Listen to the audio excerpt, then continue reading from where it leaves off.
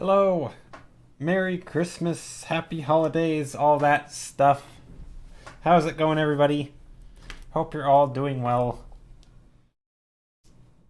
I don't have anything like Christmassy planned today. Hey, D. Coleman, how are you? Also, Grovenunder and Skittle, welcome. Yeah, I don't have anything like special for the holidays planned. There's gonna be a New Year's event thingy that I'm gonna do on the 7th, but that's a couple weeks away. Um, but yeah, so I'll probably try and paint some wintry scene or something. Maybe a cozy. Maybe we'll do You know what? I'm gonna do an interior scene today. Some cozy scene, something like that. Maybe like fireplacey. I don't know. We'll see. I think that's what I'm gonna do. We're just gonna sketch something. It might be a slower stream though. But I think so. I guess what I'm gonna do first. Actually, so I remember this was like 2 weeks ago. I was laying in bed and it was like really early in the morning, and I think I had gotten up and left my bathroom light on. And like from my bed, I can kind of like, I have a tiny little hallway that leads to like the outside area, like the door to leaving my apartment. But that in that hallway is where off like where the bathroom is. And I have like this arch thing. Actually, it's not much of it. It's more of a square, right? And then my bed is like here, right? And my feet stick out this way, right? And my head's here, but I can kind of see this direction, right? But anyway, and then the bathroom door is here, right? And then this is like the outside door, but I can't really see it because it's kind of behind the corner. Anyway, so here's the bathroom door, but there was blue light, like warm or cool blue light coming in. So everything was very blue. And it was like actually blue. And then the bathroom area was like the warm. And so it lit it up really well. And I thought I don't know, it was really cool to see this super contrasty, like warm yellow and blue light. Anyway, hey, Lillustrations, how are you? So anyway, that kind of was interesting, and I really liked it. So I might do something similar to that, where I have like this blue light, or like a room that is sort of being lit and cozy, and then the rest of it is sort of like, I don't know, bluish. So I think that's what I'm gonna try. Lily, how are you? Happy holidays. Hope everyone is doing well. Hello, Robin. Hello. Salutations, Noodle. Longish time no see. Kinda. Not really. It hasn't been that long. Chilly as heck, but here for some sweet fireplace cozy art. Well, I don't know. I mean, I think I don't know. Maybe I'll do fireplace stuff. We'll see. I'm going to try and make it cozy, though. But we'll see how that works. It may just end up as a giant mess, because I haven't planned anything, but not that I ever plan anything. But I also don't typically do interior scenes. Okay, so here's gonna be the cozy place. Get some cozy stuff. Maybe the light is leaking out. I don't know, maybe that's too big. But yeah, how's everyone doing? And yeah, it is cold. Are you in like in an area where the temperature is going insane?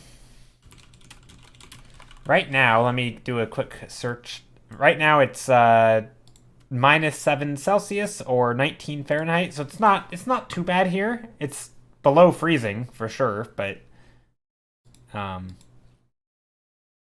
I think it was a lot colder yesterday. I think that a day or so ago it was like, I don't know, 6 or something. It wasn't quite below 0, but it was approaching that. Can't wait for some rants. Oh, I will definitely. Oh gosh, speaking of rants, okay, I got a rant. It's a rant that I've ranted about lots of times. But dang it, people, can you appropriately tag your art? Like, if you're making something, I don't know, with AI or in 3D or whatever, don't say you hand drew it. Don't lie. Can we stop that? Anyway, that's my rant. I saw that. I've seen that so much late. So initially, like, I don't know, 4 or 5 months ago when like the, you know, all the AI stuff, like all the diffusion stuff was really taking off and everyone was posting it and trying it out. Like I saw quite a bit of that as people like trying to pass stuff off as traditional or, you know, hand painted or whatever. But then it kind of died down. And for some reason, all of a sudden, I'm seeing way more of it again with people trying to pass it off as like basically intentionally being deceptive. Anyway, that's not a very cozy topic. So we're about the negatives here now. Oof, dang. At least my office isn't insulated though, and I only have a single little radiator that is trying its best to keep up. Oh no! Doc of Pop Pepper, how are you? Welcome. Welcome, welcome.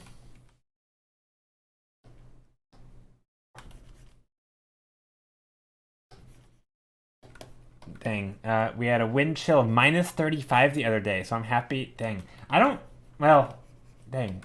I don't really know how wind chill. Does that only matter if you're in the wind? Like, does it matter if you're just indoors? Does wind chill still have an effect? I don't know how wind chill works. Thank you. You're well? That's good. Okay. I feel like I should have references for indoor scenes because I don't know what the heck I'm painting. Canada releases its wrath upon us.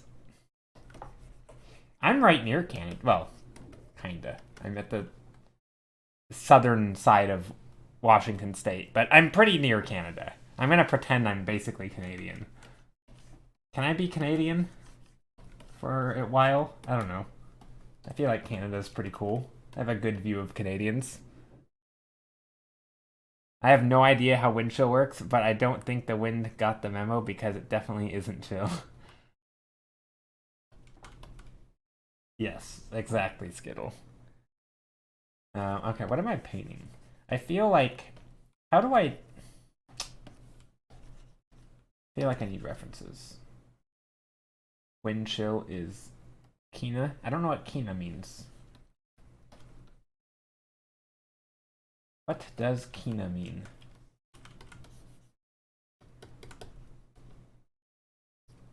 Wind needs to chill out is going too hard. Yeah. Wind chill needs to chill out. I don't even... I wonder what the wind chill is here. Do we have wind chill? How do I know?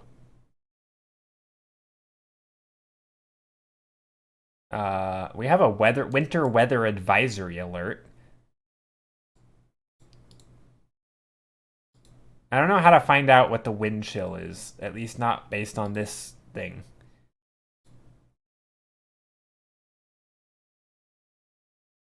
Huh. Yeah, I don't know how that works. How cold is it where I am? Right now it is 19 Fahrenheit or minus 7 Celsius. So minus 7 for you. For people who use real units. Not these fake American units that we use. I saw a video, I think it was by like Veritasium or somebody. Basically, the American measurements are tracked and kept like basically there's like a catalog for official measurements of like, you know, how heavy is a pound, and there's like some standard that is measured against, and it is measured against metric. So the US is secretly in metric, but we just then convert it to American units. But like our standard is kept track of in metric. Isn't that stupid? Why do we do that?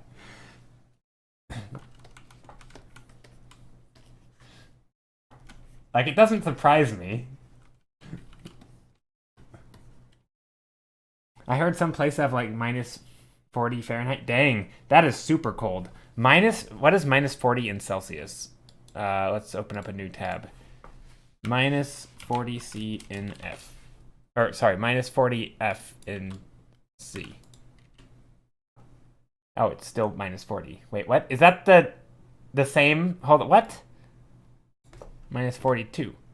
Okay, so those are the points where they converge. It's literally the same. Minus 40 is minus 40. Those are the same. Is that why you the convergence? Okay. The colder it gets, the closer the two are. Okay. I see. But yeah, so the coldest temperature I think I've ever seen, and not counting wind chill. I don't know how that affects it, but me and my dad were driving back from. He was helping me move back from college, which is only like an hour and a half away from where I live, which is where I went to college. Um, and there's like this valley where it kind of dips down, and there's like this little pocket where it gets extremely cold, and it was minus 17. So that's, I think, the coldest temperature I've ever seen that I know of that I've been in, um, which is pretty dang cold. I don't know what it was with wind chill. Probably not very much because it wasn't very windy. It's kind of in like in the middle of nowhere. But yeah, the planets align. Yeah.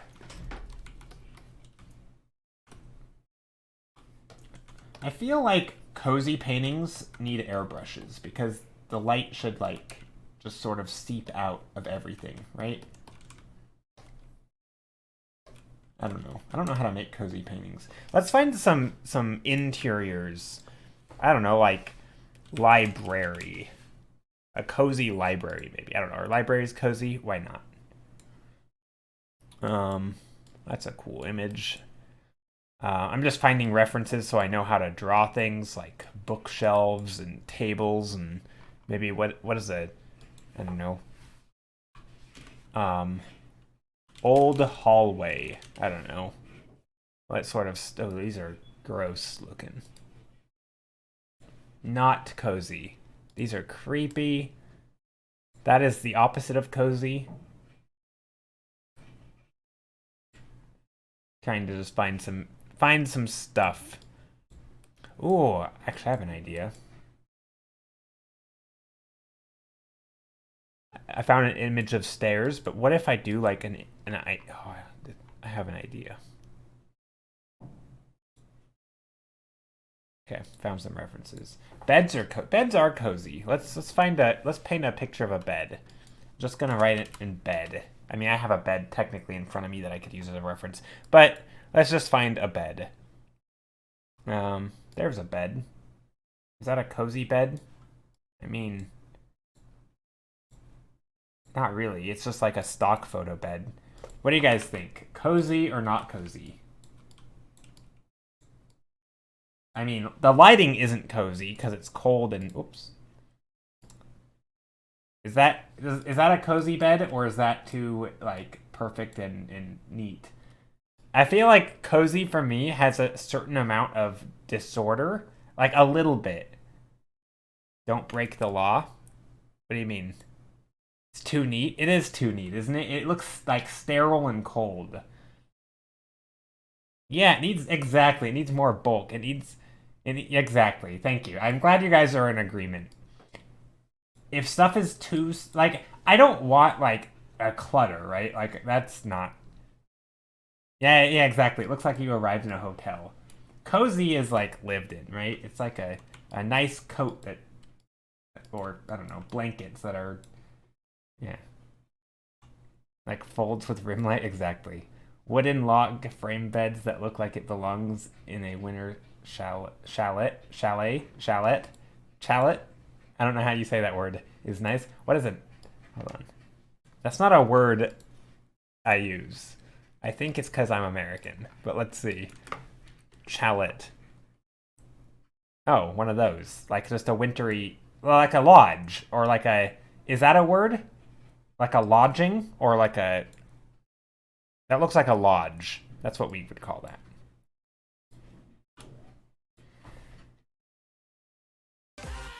Chalet. Okay, it's French. Gotcha. Brett in a box. How are you, Brett? Thank you so much. Oh, I don't know why this still says setting up. I'm totally not setting up. I'm actually started. Okay. Maybe there's a... Oh, I know. Okay, we're gonna get some blue.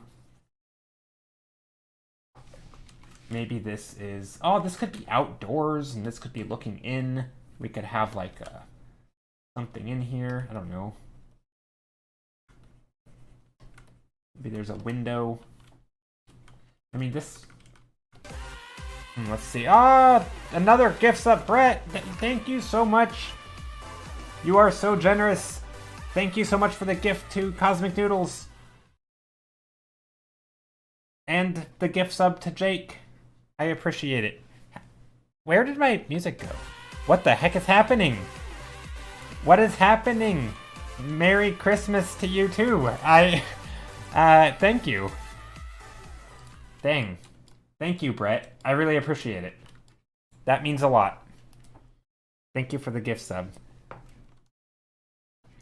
Also, is the alert too loud? Brett is... I'm glad you're not the only one who thought their name is Brettina. It's Brett in a box. But yeah, it's Brett. Anyway, thank you. Thank you very much. I really appreciate it. Hope you have a good Christmas. So when Brett first came in, I was always calling them Brettina. But because I didn't know any better.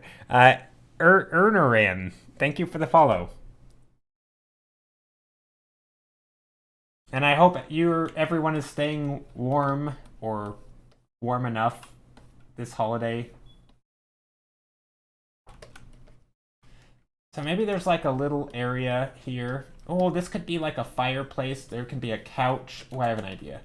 Okay, hold on. I gotta get the perspective right though. So like eye line is here. Do I want the couch below? I guess we can have the couch below the eye line. Hey, Enarin, how are you?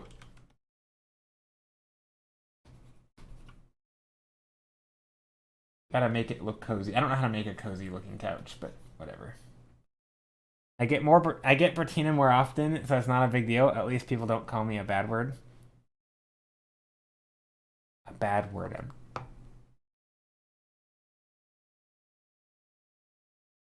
I'm trying to... Wait, how could your name be just called a bad... I can't even think of it. Huh. Anyway, yeah. Thank you very much for the subs. And Orion, hope you're doing well. Happy holidays to everyone. Previous names. Okay, gotcha. I was like, I don't really get how that could be said in a bad way. Maybe there's a little... You know what? Let's raise this. We're gonna be like cat height.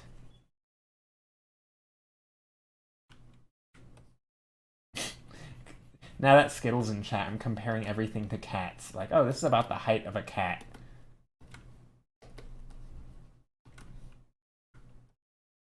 That's not a very comfy couch. But that's okay. We can redesign this couch however we want.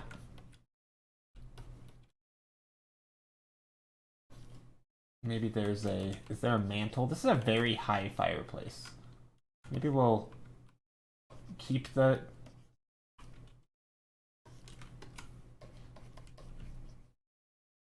Maybe we put a mantle here.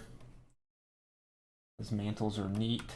Put some light on the underside of the mantle area. I don't know what this is up here. Maybe there's like a... I don't know. Do people put pictures up here? That's very old-timey, isn't it? Do people still put... Maybe that's a TV. Hey, Basilisk, how are you? Alright, question. What do... If you guys had a fireplace, maybe some of you do, maybe some of you don't. If you had a fireplace and up here you have a mantle, right? And maybe you put little, I don't know, weird, creepy gnome statues or something. What do you put like up here? Like, do you put like is that where your TV is? Do you put a picture? Do you put like, I don't know, are you really American and hang your guns up here? Like, what's, I realize I'm making fun of Americans a lot, which is weird because I am American. But, thank you so much, Brett, for the gift sub to Basilisk. We used to have a mirror up there or a painting. Okay, so wait, when you have a mirror up there, can you only see the ceiling? Because, like, unless you're really, really tall, like, can you actually see anything? So, like, I think my family had a painting. No, actually, we just have a blank. We just have the mantle. Actually, So my mom, I don't have a fireplace, but my mom has a fireplace, and she only has a mantle, and she has stuff up here. I've seen paintings and TVs. Yeah, same. I'm just trying to figure out what the heck to put up here. Maybe this is a painting. A painting and a painting.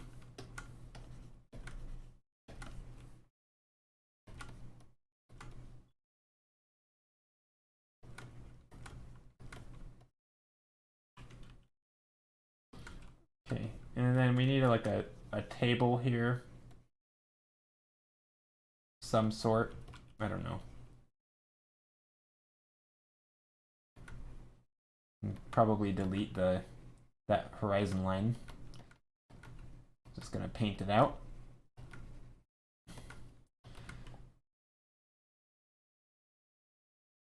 And then most fireplaces have like a little thingy like that, like a curtain thingy. And then they also have a deck area, not a deck, what do you call it? Like a place where a hearth, isn't that what you call it? The hearth. And they're typically made of stones, which is what the hearthstone, that's where that word comes from. I think that's what that is, right? That's the hearth. I don't know my fancy words like that. Anyway, that's not a bad thing to do. I would put a painting or something, or just the bare bricks. TV would be too high. No, I think some people's TVs, they hang them at an angle. So like, if here's the wall, they actually hang them. They like, there's like a chain or something, and they're tilted. My landlord was weird and covered my fireplace up. That's always weird. So I feel like when I was a kid, and I don't know if this was just my parents' tastes or everyone around me's tastes, but there was this idea that bare brick was like it's like, oh, if you have wood flooring, right, you want to show the nice wood floor, you don't cover it up, maybe with some rugs or something, but like you don't, right, like brick is supposed to be its natural color, or stone, you don't paint those things. But nowadays, and I've mentioned this before, I feel like there's a trend of painting them. Like, oh, you have like a brick wall, let's paint it. Right now it's just white or whatever color you want, and you paint up the brick, so you still have the texture but no longer the color. Same thing for fireplaces and all sorts of things. And I don't know when that shift happened, but I feel like every time I watch like home improvement type shows, like those, like home decorator reality shows, which I don't watch that often, but sometimes I do. And when I do watch them, they always seem to, like, it's always a trend that, oh, you have this nice looking brick or stone work, let's paint it. And I always felt, maybe it's just because of the way I was raised, but I always felt that was really weird. I'm like, it looks really nice, and then you paint it.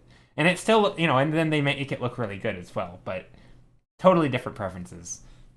Anyway, I don't know what this had to do with anything, but there we go. But yeah, I can't imagine covering up a fireplace. Like, you have this nice fireplace. Why the heck would you, why would you cover it?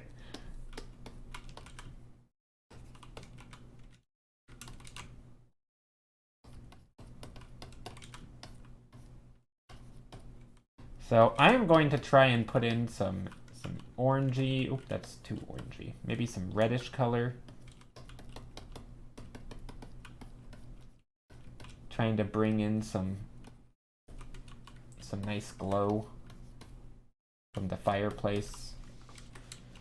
Maybe we put in some of that blue color back there where the light falls off to show the dim fireplace. The walls can have a little bit of darkness up here in the corners. Hello, Popcorn Girl. No need to apologize for being late. You're not late. You are right on time. I'm going to go back to Christmas Eve tasks, but I hope you all have a great holiday. Have a good holiday as well. Good luck with all the Christmas Eve tasks. Also, why did I put this thing at an angle? I don't actually want that at an angle.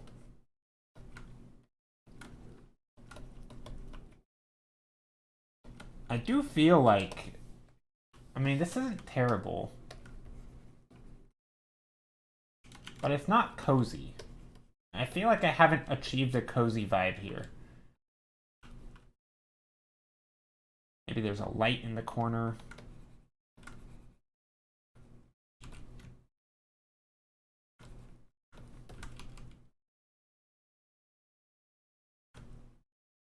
But maybe the light's not on. Or maybe the light is on. That could work. Maybe the light's on. And of course, it has to light the wall behind it. Seems cozy to you. It needs a rug. Maybe a red rug. I don't know. It's maybe too red. Merry Christmas, Joe, and everyone. Chromarian, hello. Merry Christmas to you too. How will you be spending the holiday, Joe? I will be going over. So tomorrow morning, I'm gonna go, or tomorrow morning-ish, I'm gonna go over to my mom's house, and then we're gonna do like a little mini Christmas over there, exchange some presents, play some games, maybe eat some snacks or something, and then after a few hours, maybe 2, 3, 4 hours, something like that, we're gonna then go over to my sister's place. And she is hosting like a proper holiday dinner and all that. And then probably I think they'll probably have opened their presents before then. But basically it's pretty low key, just kind of hanging out with the family. Brett, thank you so much for the gift sub to Popcorn Girl. You are so ridiculously generous today. I really appreciate it. Merry Christmas. Again, just thank you. Yeah. Thank you. But yeah, so it's going to be a pretty chill holiday. A lot of just hanging out with family, eating some food. Sounds lovely. Yeah, it's going to be it'll be nice. It's a little, like, I'm not huge on the jumping places and, going from one place to the other. But, that's fine. I'm kind of not doing a lot of the work. Like, I'm not the one making the food. I'm not the one hosting the stuff. So I don't really have any room to complain. It's gonna be a nice time.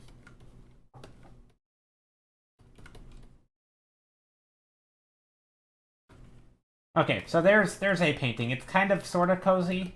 It's, obviously it's very loose, but I do like this sort of grayish color that we're getting into the blues. I do like that.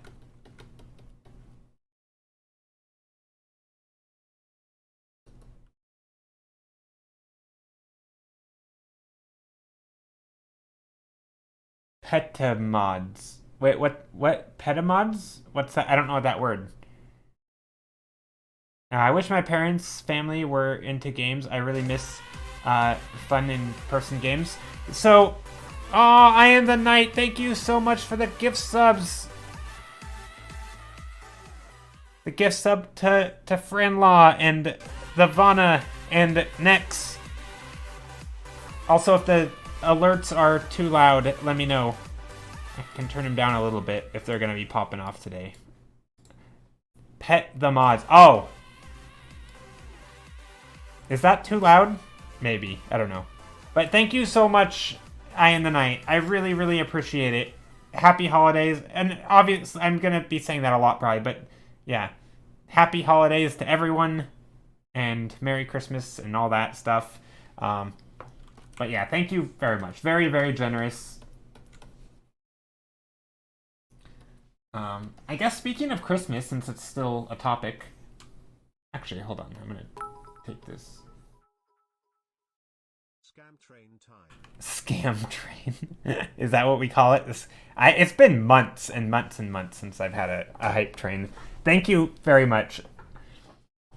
You'll have a limited time to earn exclusive emotes. What are the emotes you can earn? I don't even know. I don't think I've... Let's see, there's hype hands. Huh. I like the hype high one. That's cute. Hype fail is kind of cute. I like hype nom. Those are cute. Yeah, no, I didn't. It's been so long. That's what Sour calls it. I mean, it makes sense. I don't blame Sour for calling it that. I feel like there a lot of. Gosh, I don't like saying this because it one of the least scammy streams I've seen.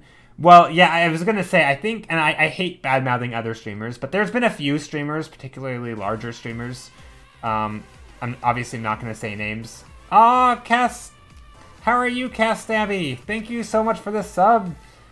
But I have seen some streamers like let's get to level 3, guys, and it's like, yo, I'm just happy that people are here. And anyway, I thank you very much. New account. Hey, how are you? Well, I can identify your account, so I mean it's extremely easy to, you know. I think I think I said hello when you followed, right? Or is this a new account? Is this your third account or second? Because I'm pretty sure when you followed before, when you first made the account, I think I said, oh no, I think I wasn't live then. It was before I had streamed that day. But anyway, hope you're doing well.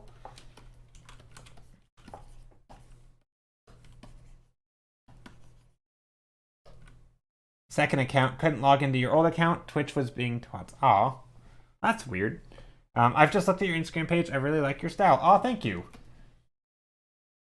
Thank you. Let's do a winter. Oh, I keep doing that on accident. I keep like zooming in really far as I flick my wrist.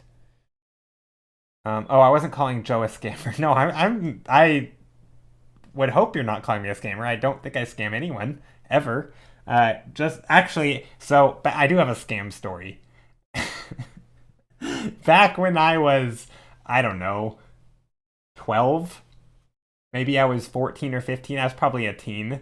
I was playing Diablo 2, the video game, and my brother, I've mentioned this before, but he scammed people in that game. And I don't know, I think he just had a different view. I think he was younger, and he's like, oh, it's just a stupid game. Anyway, I was like, holy crap, you're getting so rich in this game. Anyway, he scammed people, and it was terrible.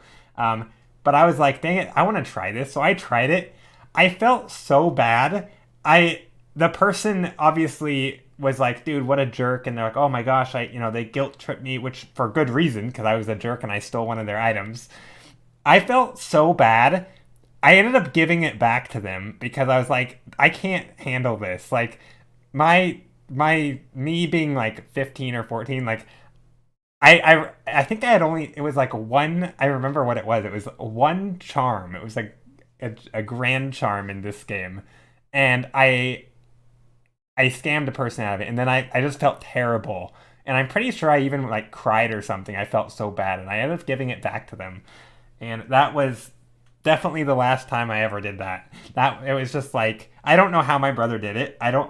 He doesn't do that anymore, and he's a good person, but holy crap, that was like it was one of the most like emotional things that had ever happened in a video game. And it's like, I don't know. The thought of like playing a game a lot and then losing something because you trust it. Oh my gosh, it's horrible. Anyway, I don't know why we're talking about scams when you guys are being so generous. But yeah. Just that hype trains are Twitch promoting people to donate more tongue-in-cheek than anything. Yeah, I agree. I think the sort of the money, like all the little sly tactics Twitch will use and different things will use to sort of get money is just, yeah, I'm not a big fan of it. I think people should donate if they want and if they can. There's a lot of, I mean, I feel like I could go on like a whole capitalism rant. Obviously, there's nothing wrong with getting paid for what you do and what you're worth or whatever, but there's a lot of like borderline scummy tactics that people use, and I don't know. It's just sometimes it just doesn't quite sit right with me. It's a great way to learn a hard lesson. It's just a game. Yeah, but that's the thing though, right? For somebody, it's not just a game if you spend half your day in the game, right? Like, isn't that, like, that's how you're choosing to spend your time. Like, I get that. I think that's where my brother was coming from, and I think that's why he did it, or he could do that, I guess. It's not a good thing, but he viewed it as quote unquote just a game, right?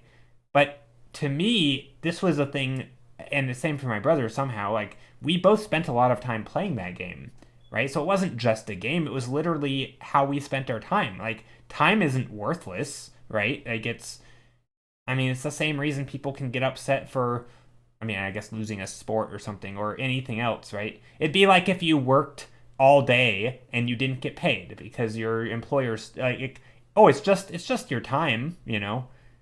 Um,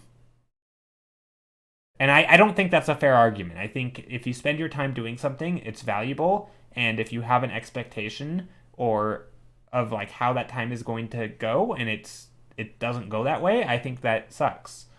Um, yeah, I mean that. I mean, heck, we can bring this back to art, right? It's kind of like if you have the expectation that you're gonna make a nice piece of art and you spend all day on it and it turns out terrible. It can be crushing, right? Or if you're really proud of something and someone tells you they don't like it, that can be crushing. It's not. Oh, it's just a painting, you know. No, it's a thing that you spend time doing, and I think that means something. So I think that's, I don't know. Maybe that's why I don't know. I can't even be mean to NPCs, I feel. So I don't, okay, so I don't do that. I know some people do. Um, like if I see like, I don't know, it's really borderline for me. It depends on the context. For the most part, I don't feel bad.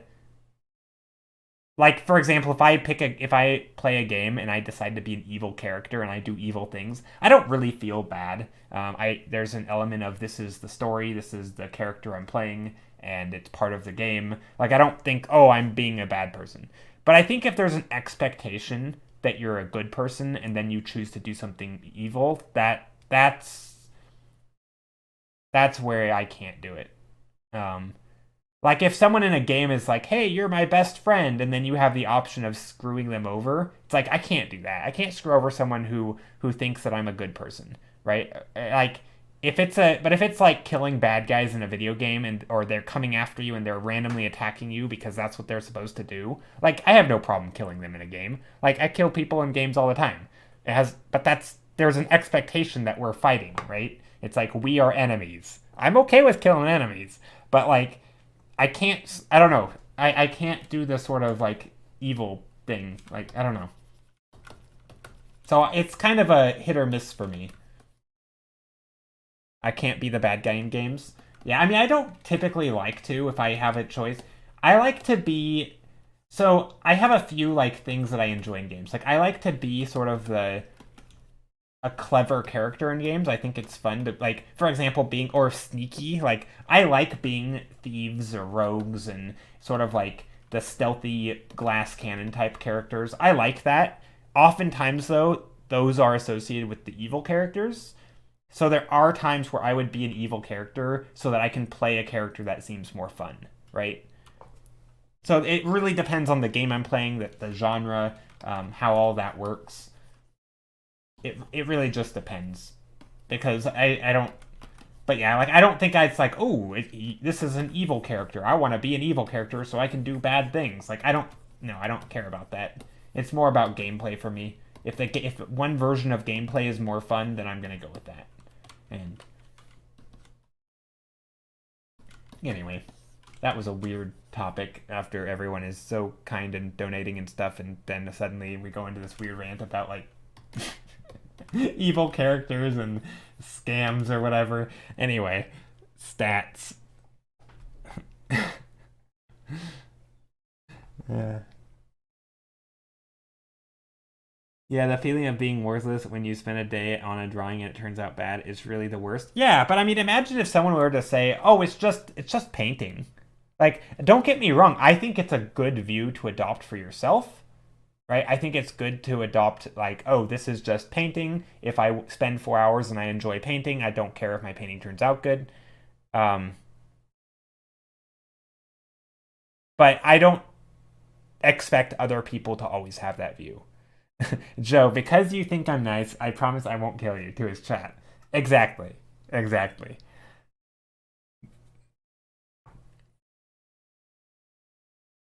The evil looks is sometimes great fashion. True, true. If they also look cool and you care more about that. Again, it really depends on the game and what you're going for and what your priorities are. But yeah. Anyway, to bring this back to art though, I do think it's important to remember, like, again, the whole it's just a painting or it's just a game. Like, it isn't, right? Not to everybody. And I don't think you should expect it to be to everyone. Like, I might be able to treat this as just a painting, but somebody who spends all day on it and tries their very best and feels a sense of accomplishment to have it, ripped down or torn down or told that it's terrible, like, that would be, it's not just a painting, right? It's a passion. It's a thing you've spent time on. It's a skill. There's a lot of things it is. So anyway, I think that goes for video games too, and I think that's a view that has changed over the years. And I think a part of me sensed it as a kid, which is why I felt so bad about scamming someone. But I don't think I don't view it as that anymore. So like I guess I kind of cringe when I hear people say, "Oh, it's just a game," or it's just this," because it's yeah. Anyway, what else am I gonna paint today? I need ideas. Maybe a Christmassy painting. I don't know, dude. Let's see.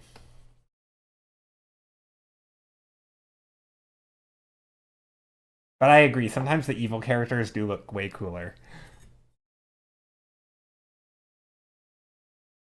I think that's another issue that I have with some things is like, and I know the stereotype's been broken quite a bit, so that's good. But like, sort of like goth and punk looks or like edgy characters oftentimes are have edgy or even sometimes just mean personalities. I don't like that. I like sort of how the villains look a lot, but then they always seem to be terrible people. Like, why can't you have the good guys look like the rebels, or look like the evil characters? And I realize there's a lot of design issues with that, especially in things like games, which are much shorter format. Maybe you could get away with it in a book because you can define someone more by showing that they're good or saying that they're good rather than being judged based on their clothing. But I think in things like games or movies, people do kind of need to look the part because you are making a lot of judgments based on their looks, and design is a powerful thing. But yeah, I think that's an interesting thing though. I do wish there was more, like, I don't know, quote unquote.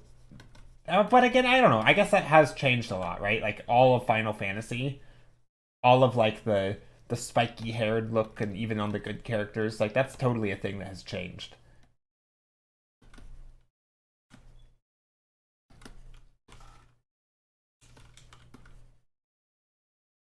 Ooh, maybe I'll do like a gate.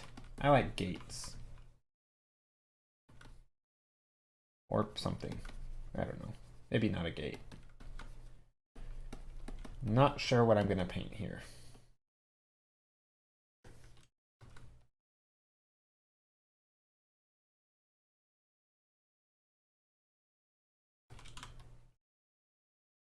Oh, I remember what I was gonna paint.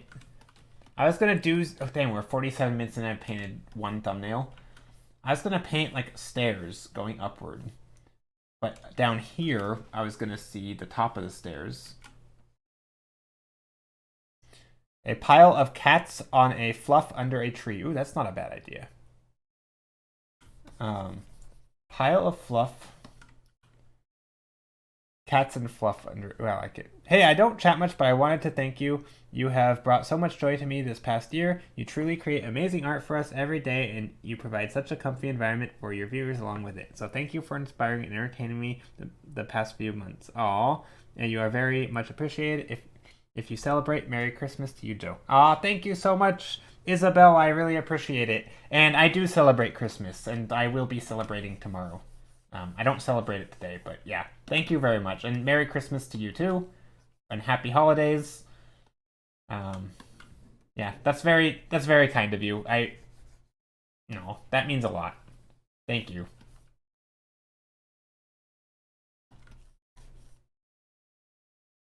That's great to hear. Thank you so much. Thank you. Thank you for being here. There's a lot of people here who don't chat much, and that is perfectly fine. Nobody ever needs to chat. It's the honestly, I said this before, but a lot of if the only people in stream were chatters, my stream would have never grown, right? Because a lot of what grows is by people being here, spending time here, and then so yeah, just thank you very much for being here. It really does mean a lot. It's honestly the reason I keep streaming. Like I mean obviously I enjoy chatting and stuff, but people being here is sort of the indicator that something I'm doing is some people like it or something, and it makes me feel good. Maybe that's a little selfish, I don't know, but I like to know that people are here, and I don't know. It's nice, so thank you. I am the night. Hello. Wait, I already said hello. What was I? Oh yeah, I was gonna do like a staircase, but then I don't know why I started doing what I was doing. Let's see. I was gonna do like a staircase looking up, and then maybe on the staircase, maybe there's like. Hold on, let's do a background first. Let's do a. I don't know. Maybe we'll do. I want to do more interiors, but I feel like I'm just so slow at them, which is fine. It's okay to not be fast at everything.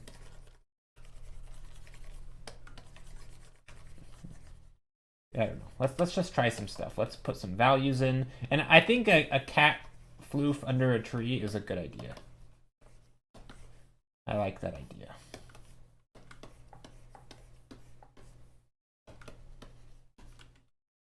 There's some stairs. I'm just getting in some values. Nothing fancy. Just painting in values.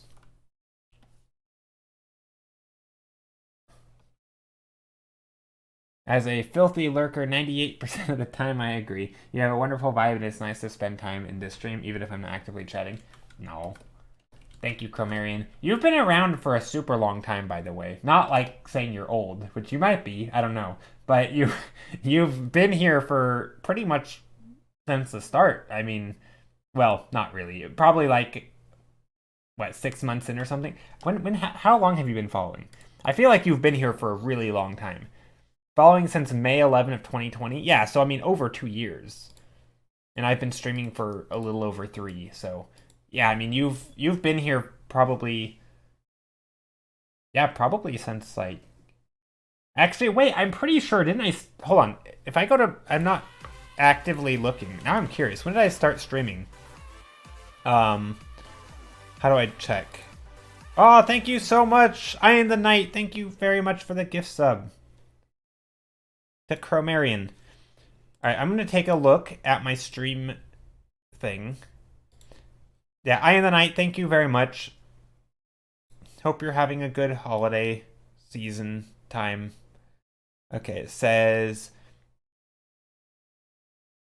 I live in Washington State. I've been streaming since May of 2019.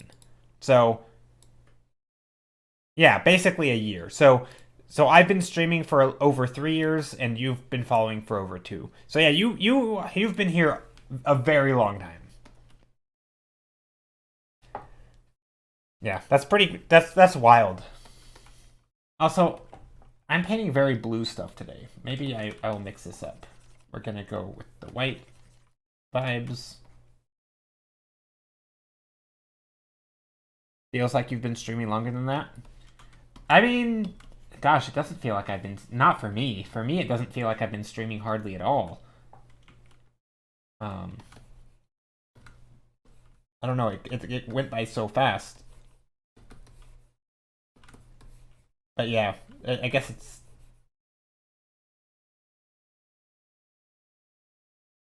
yeah. It's been fun, though, and I've really enjoyed it. Excuse me, sneezing right into the mic.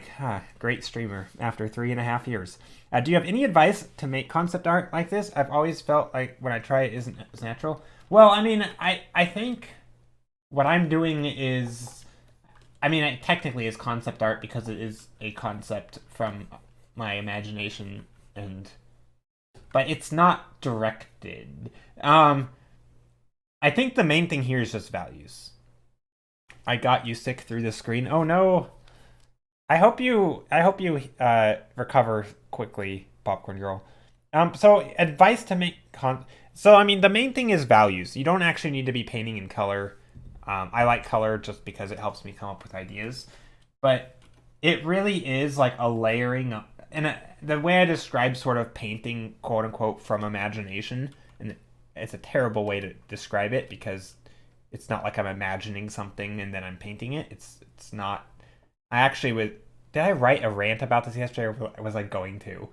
Anyway, there's a post on the Artist Lounge subreddit, and it was like somebody ranting about how they're tired of people assuming that painting from imagination or that using reference is cheating in some way. And I kind of gave my 2 cents and sort of how I think there's a lot of misconceptions around art, and one of them is sort of how you paint. And I think the misconception oftentimes goes like, people think that you just imagine something and then you paint what you see in your head, as if you're just like, if it's from memory or from imagination. And that's not the way that I paint, right? It's more of an explorative. There's ideas. I can only paint something as well as I understand it, right? It's not, I mean, sure, imagination can be part of it, but it certainly isn't the whole story. So, but anyway, I digress. I think for me, painting is just a lot of little things. So, for example, values are really important, right? And they're just layering on different things. So, like down here, you might have values, right? Which is like really, really fundamental, right? And then, of course, you have like perspective,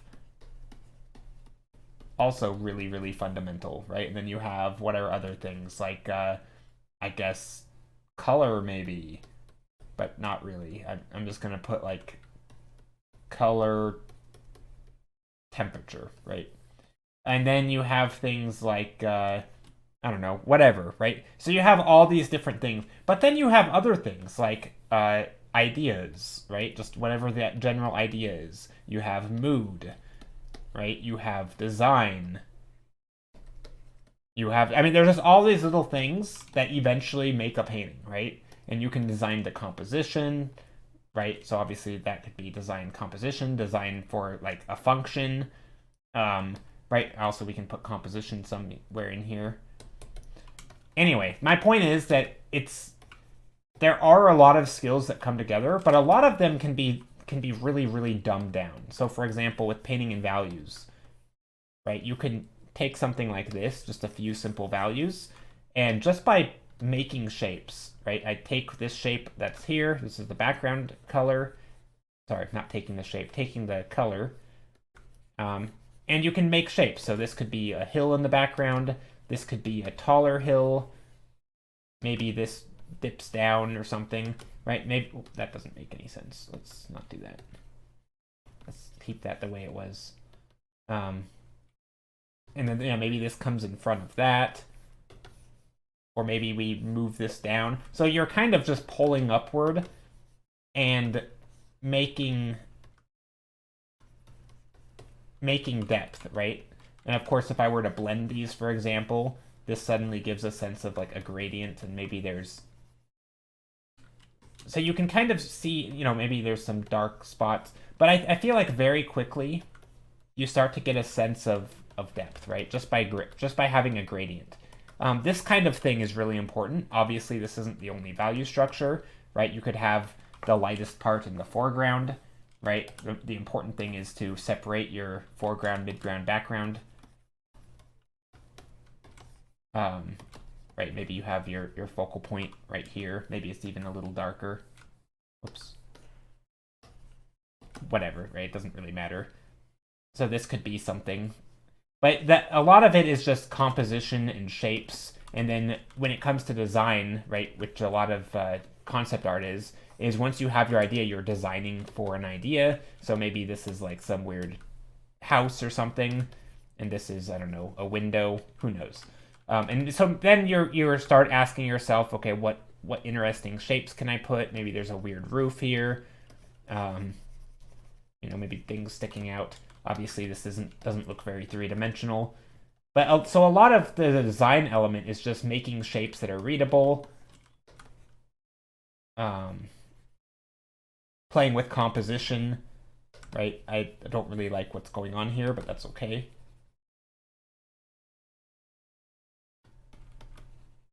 Sometimes it's playing with shapes. But if you know what you're painting, it's going to help a lot, right? Maybe there's some bright spots in here. Again, if I don't know what this is, so it's not very... But anyway, I think the idea... And then from there, right, you could start layering in colors, right? You could start bringing in colors that match the value, right? You could get some greens in here if you wanted, right? If whatever, right? This could be blue.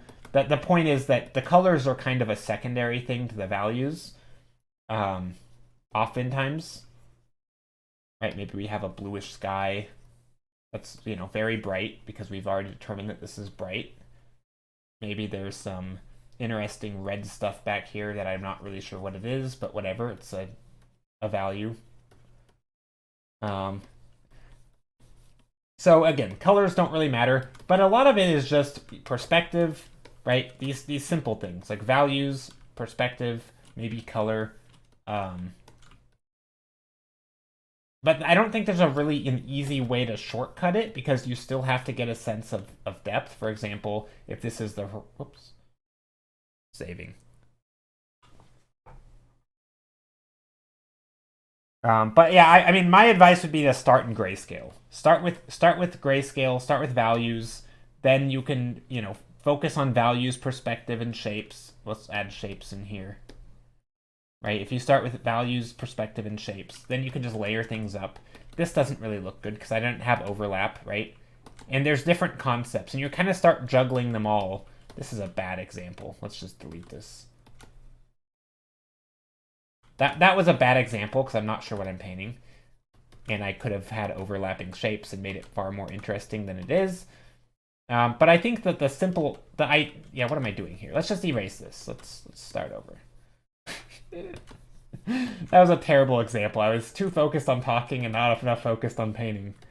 But a lot of the times the value structures are similar. So for example, if I'm painting an environment like this, you know, the background is going to have the lighter colors. The foreground is going to have the darker colors. Not always, but oftentimes.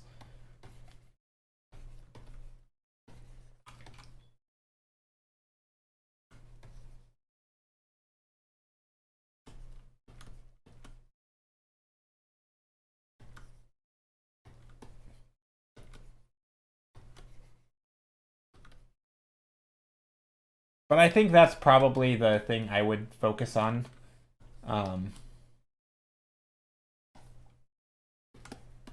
Yeah, so basically just don't focus on colors at first.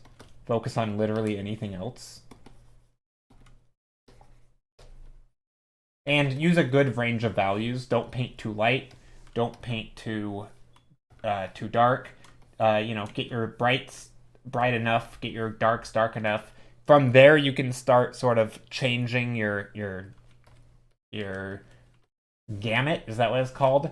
Basically, if you have a full range of light to dark, right? Here's dark, here's light, and then you can, you know, mix them together.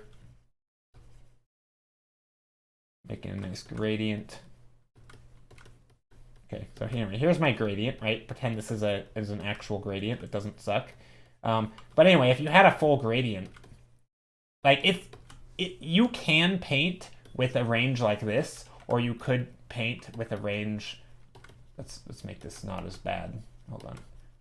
Right? You could paint with a range that's, you know, in here. That would be a very bright painting. But I don't think you need to. I think you should start with a pretty wide range, almost ranging the whole spectrum. You know, get your darks, get your lights that are quite bright, right? Get your darks that are quite dark. And don't, because I think a lot of people have a tendency to paint very limited, like this, and they miss out on a lot of these darker colors that can really help add depth.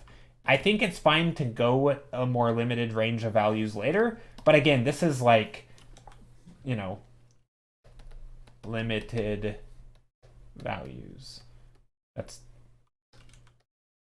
terrible handwriting, but like this is way higher up on the pyramid, right? Like if the pyramid, these are the fundamental things. These things are like stylistic choices, right? How am I gonna push these in different ways, right? Maybe I'm going to exaggerate the perspective, right? I'm going to do some crazy fisheye lens, right?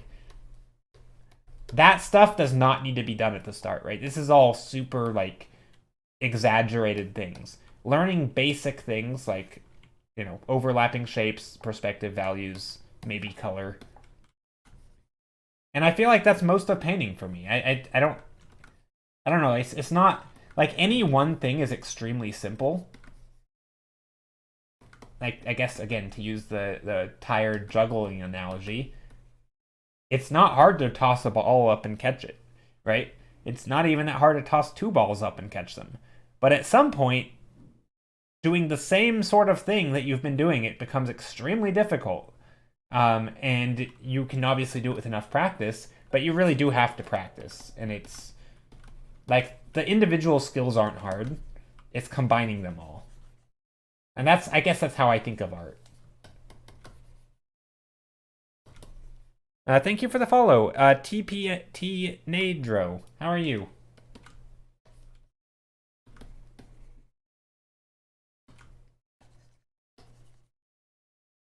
Okay, I'm gonna try some color dodging and just making some nice colors that don't totally suck.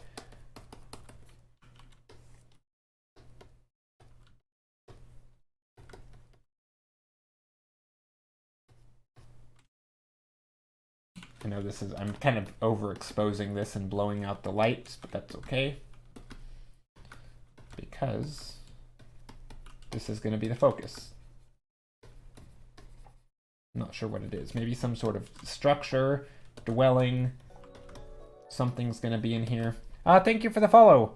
Yeah, although it's not the most fun, I'm stuck learning the fundamentals, and that's the only path I see for the best art.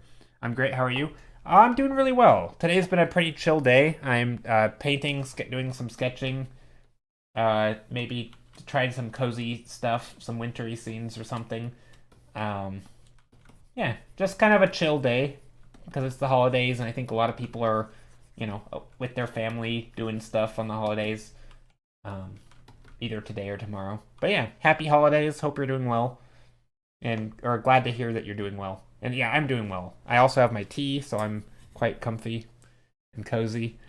But yeah, so I think everything, it's funny, I don't think of it as like so I guess maybe I'm at fault for this too, because I oftentimes say like learn the fundamentals as if it's a thing that stops. It really isn't, right? It'd be like saying you need to learn how to toss balls up in the air and catch them to juggle. That never changes, right? You're always working on controlling your tosses, or, you know, throwing them at different speeds, or throwing them in different ways. Like, you're always working on throwing the balls, right? You can just do it in slightly different ways, and you combine them in slightly different ways. Like, even when like detailing, you're still doing the fundamentals, right? You're still paying attention to values and color and light and all that stuff. Like, that's still present, right? It never stops. It's just those become the terms that you think in, right? I mean, maybe to use a chess example, if you've ever seen, like, I don't know, there's a streamer, GM Hikaru, or Hikaru Nakamura. He's one of the best blitz players in the world. Anyway, he's extremely good, right? He's not, you know. Anyway, the point is he's extremely good. But even hearing him talk about what he's doing, he will explain what he's doing in very simple terms, like developing the pieces, defending this. I'm going to, attack something. I'm going to threaten something, right? It's not these grandiose plans that are incomprehensible. Like, it's just, like, he still thinks in those terms too. He's just a lot better at it than we are, and he also can go, like, he has more complex ideas, like what constitutes an attack, right? Or what constitutes defense, right? Is it really a defense if that defender can be removed? Maybe not, right? Like, whereas me, it's like, oh, it looks like defending a piece, right? In chess terms. Or in art terms, right? Like, if I say overlapping shapes or high contrast in the focal point, this might not be high enough contrast for some, right? Your idea of what is acceptable, like maybe this, because like this might be high contrast, but if this is higher contrast, then this is the focal point, right? So sometimes people will do things like their focal points won't be very strong because they'll have other parts overpowering it. It doesn't mean that they were wrong in how they approach the values on their focal point. They were just wrong in how they approach values somewhere else, right? So it's still the same ideas, right? You're just taking them to the next level, and you're broadening your understanding of it. That's how I think of it. So like, I don't think you ever stop thinking in those. I mean, it'd be kind of like, or maybe a reading analogy is better. Like, how often do you think of letters, right? Probably not that often, because you read, but you read with letters, right? Everything you do, you type, like you think in terms of, if you want to spell a word, you use letters. But at some point you start thinking in words, right? And at some point you start thinking in sentences, right? It's not even letters, but I don't know, but like, for example, if you're going to have to spell something new, you do occasionally think about how to spell stuff. But for the most part, you can start thinking in other terms, but they're all kind of the base building blocks. I don't know, maybe that's a better analogy. Because, yeah, at some point, the fundamentals do become more or less intuitive. But if you still want to expand your understanding, you have to kind of go back. But it doesn't feel like a chore, right? It's not a chore. It's just the way that you think about something. I mean, it'd be like, I guess, I'd get another analogy, sports analogy. Like, do you think it's troublesome for like a soccer player to think about their dribbling? Probably not. I mean, it's probably always something they're trying to get better at, better ball control, and like that's just a fundamental, right? You could always get better at ball control. Probably. I don't know. Right? Like, I imagine you can always push your brushwork to the next level, or I don't know. Anyway, enough with the analogies. Yeah, but I'm super beginner and my art is at a roadblock and fundamentals are the only thing helping it. Well, I mean, that's... I mean, I'm a little ignorant here, but I feel like that will always be the case, right? Even the best artists, it's oftentimes how they apply the fundamentals, right? I mean, they're more complex topics, but they're pushing and pulling the fundamentals, right? It's like if every fundamental is big knobs on like a, like a, I don't know, you have all these little knobs, right? These are trying to be knobs. To me, it's just a matter of turning them. Like, you could make a pretty good painting by just getting them in the general, what do you call it? Like, imagine, like, hypothetically, these red marks, right, are all, if you dial it into the red marks or the orange marks, right, and of course the keypad is up top, right? This is where you're trying to dial it.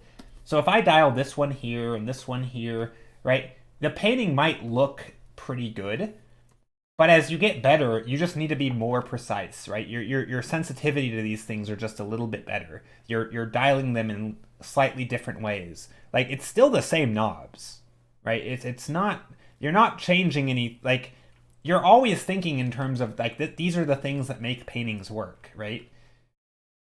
It's just you're a little bit more sensitive, and there's little combinations like, whoops, like what if I dial this one and this one a little bit past their point? Like, what effect does that give me, right? There's little like, there's certain situations where maybe this isn't where you're trying to aim. You're actually going to aim over here, right? So you just become, I feel like it's more of an understanding thing. And maybe you have different ways of achieving them, right? Sometimes you can start combining them. And not to toot my own horn, but this is an example I give a lot in stream. If you're trying to adjust values, for example, let's say I want to make this brighter, but also the focal point, it might make sense to sort of do two things in one. Say, what if I color dodge it, right? Not that I want to do that right now, but just hypothetically. If I am to add some pink light, I'm making it both brighter and more saturated. So this could be one way that I achieved that thing, right? I literally did two fundamentals at once, right? I brought up the value, so value went up, and I brought up the saturation up, right? I don't know, I'm using little V's and S with arrows. But anyway, right, I did two things at once.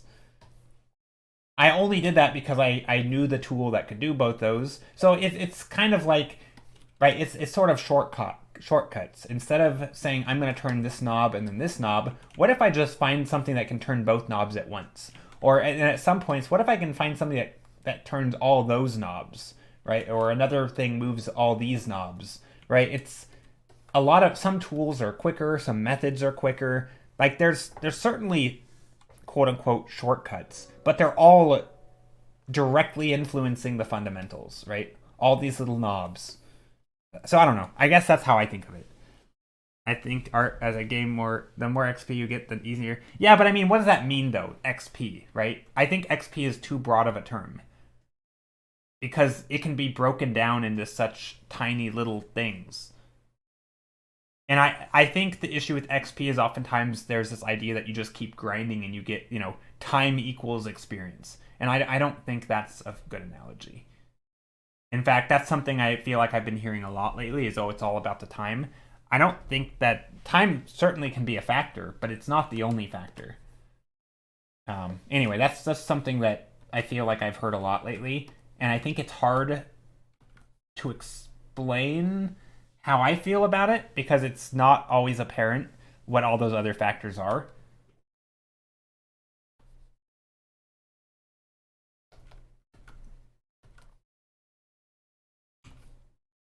Thank you so much for all the follows. Luma de Jesus or Jesus is probably Jesus. Luma de Jesus and Kosa XXX3 and somebody's name who I cannot pronounce. But thank you all for the follows. Hope you're all doing well.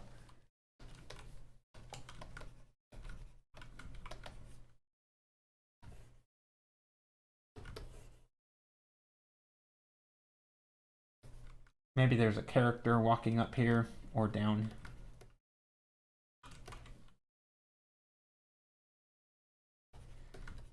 I kind of feel like this should be bright as well. Like there should be a continuity from behind here. Also, I kind of have this little thing over here.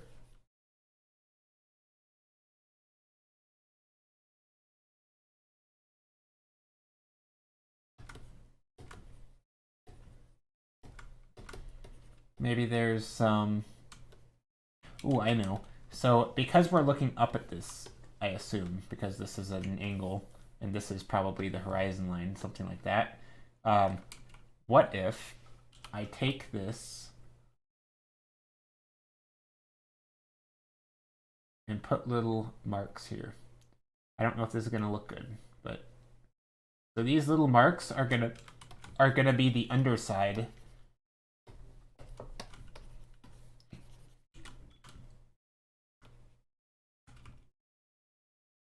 And I realize perspective's not great.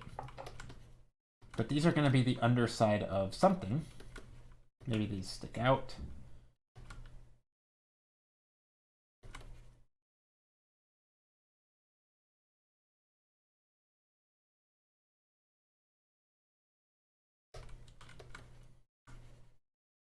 That way I can just make little shapes. I could make some more up here.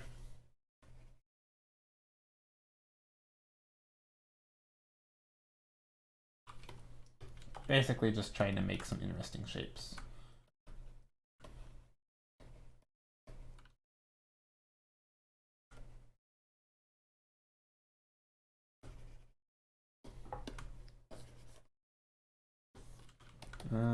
What else can I do? I definitely want this to be like some sort of temple or something. Maybe there's some statue up here.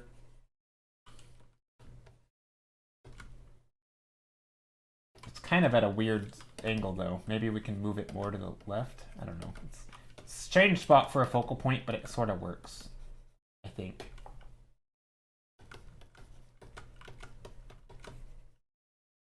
What else? Maybe there's something else down here. maybe, ooh, what if we introduce another color, like some yellows? Basically just some stuff to, maybe there's some flowers or something down here, but maybe we do it in such a way that there's like a path.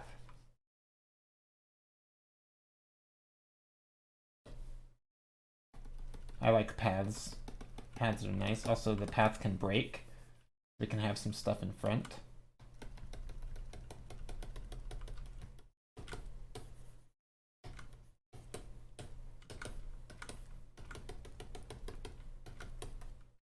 And then if we wanted something up in the front, we could do that as well.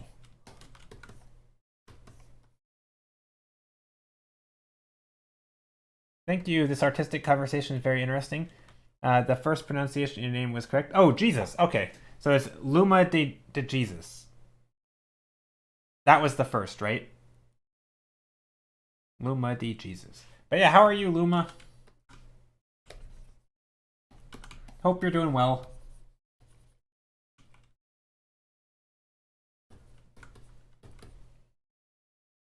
I'll try that right away.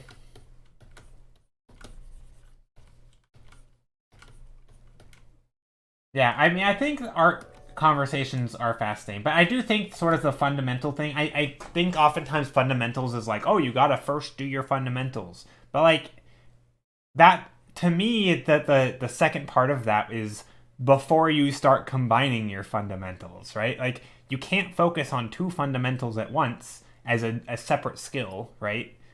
Until you start learning them individually. I mean, even if you were to take, like, you know, drawing from imagination, right? I don't like that term for all sorts of ranty reasons, but let's just say that's the skill. That is a combination of a lot of smaller skills, right?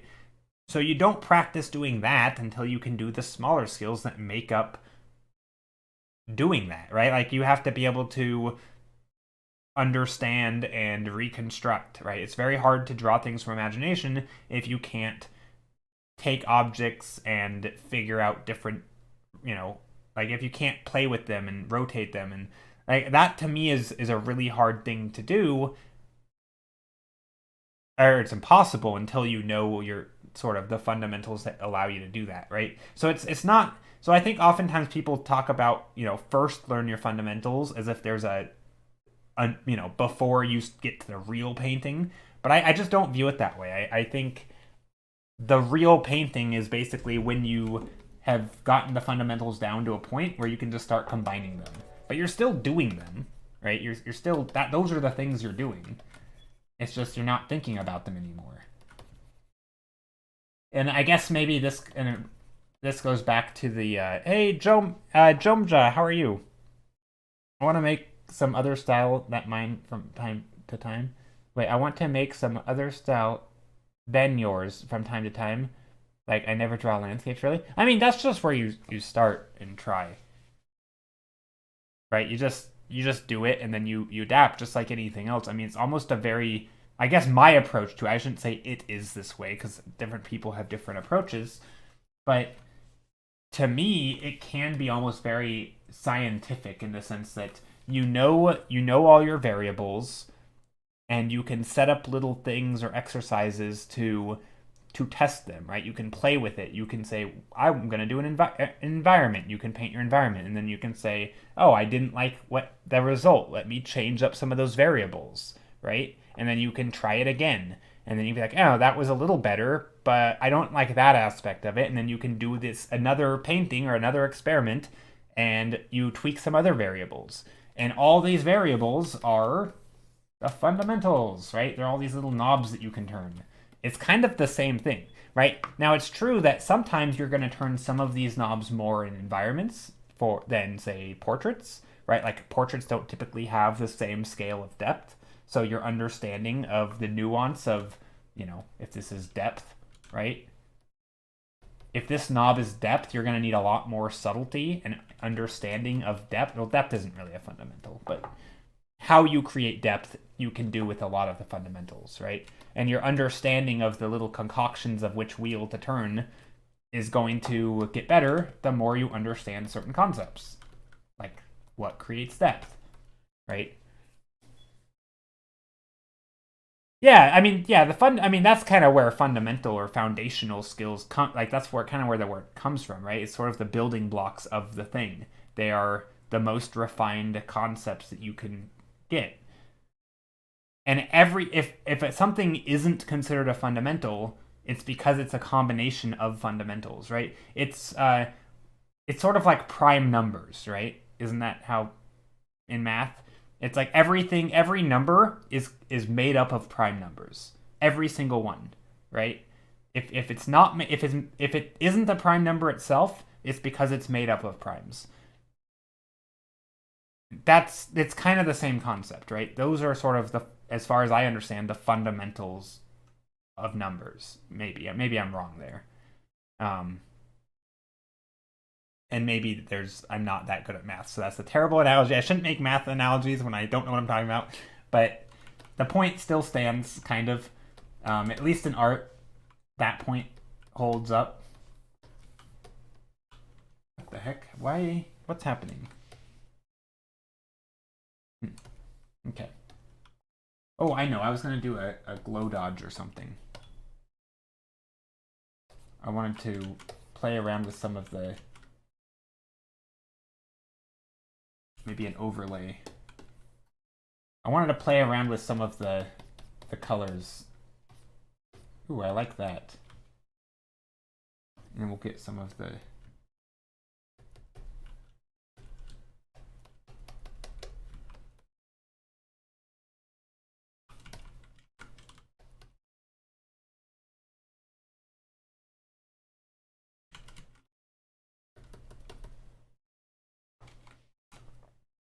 but yeah, definitely fundamentals are the foundation of a building.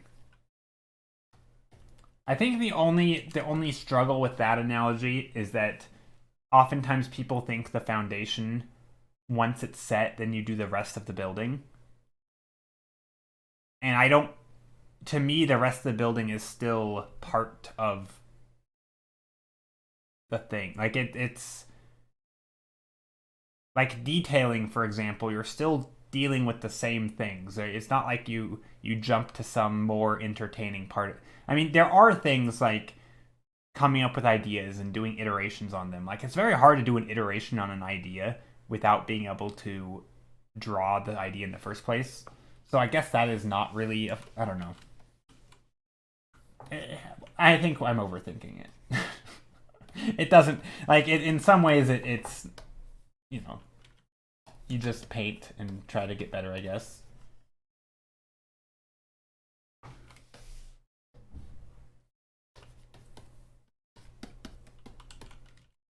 Do I like this?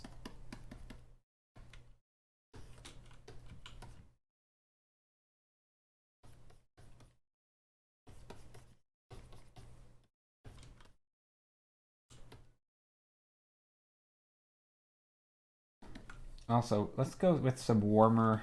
We don't really have any warmth in here. And I do like my warmth. Let's go from the side.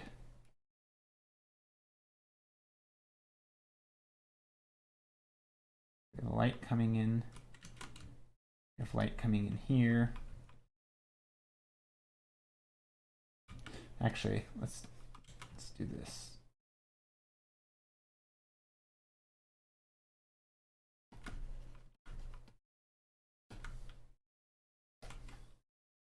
Do I like that? I don't know if I like that.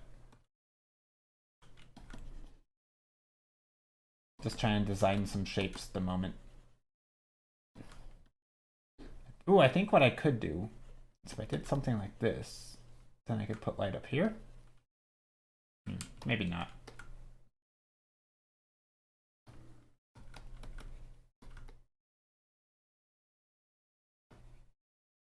I understand what you're saying. It's hard for me to express my English recipe, but I agree with you. No.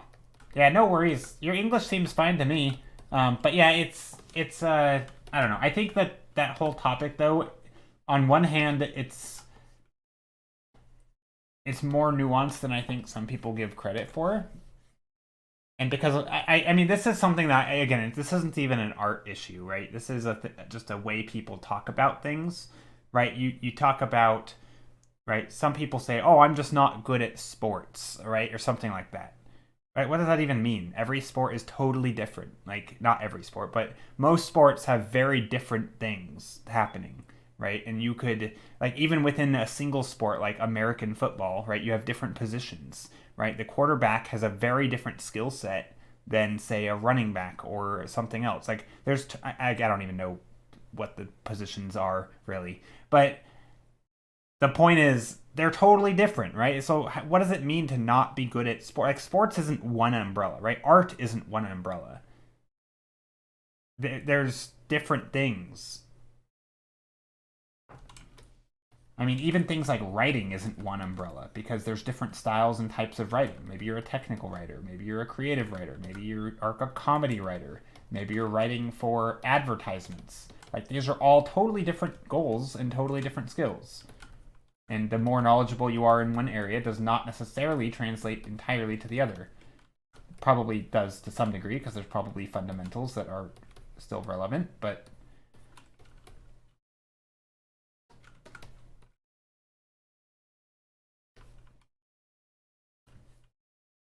so this is something. Maybe there's a bright orange or blue. Ooh, let's do blue.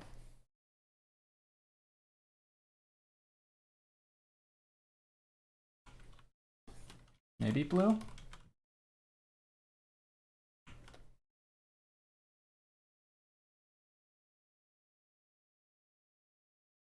I think that works. I mean, the colors are okay.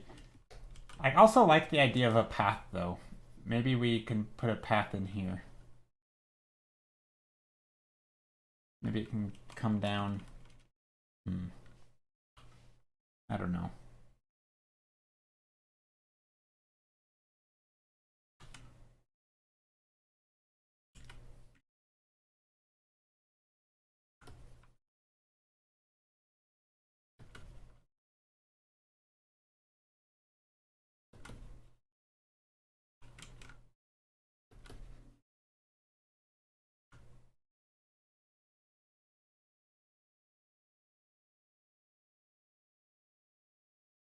Maybe like this. So these are some steps.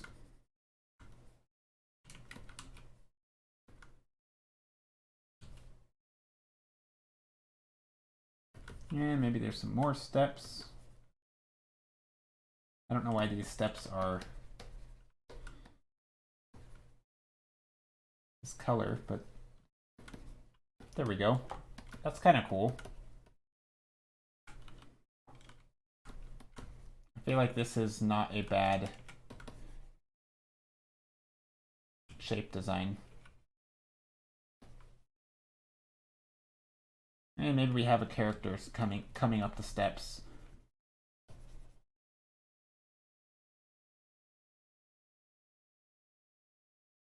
Maybe there's two characters. That one kind of looks like Darth Vader. I don't really like that, but whatever. There we go. So not super cozy, but whatever. It's something. All right, next painting. Next painting. Let's flip the screen. Let's go with something a little bit more green. Maybe we'll start with a bit cool green down below. Or maybe we'll do the opposite. Maybe cool green from above. Like nighttime almost. And then we'll do warm greens down below. And I don't know how the light's going to be getting down here. Maybe we could also get into some darker colors. Because we still need dark colors, probably. And those are going to be warm.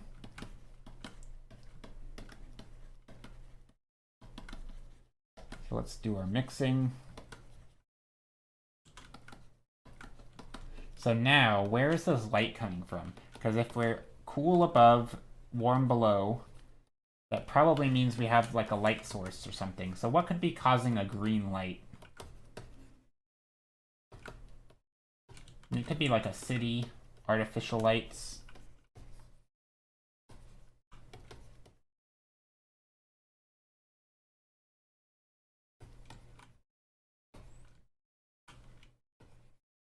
Let's also use a different brush. Let's use this brush, just for fun. Blocking in stuff.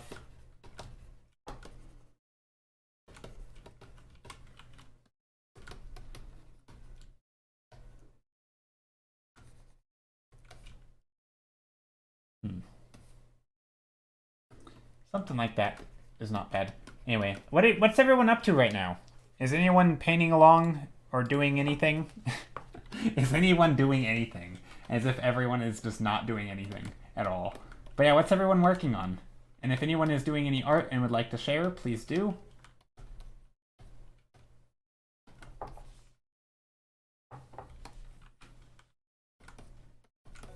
I want to see what people... Playing Skyrim. Oh, nice. I've never played Skyrim. Let's do... Sobering up. Ah. That's good. Or, I think that's good. Telindis. Thank you for the follow.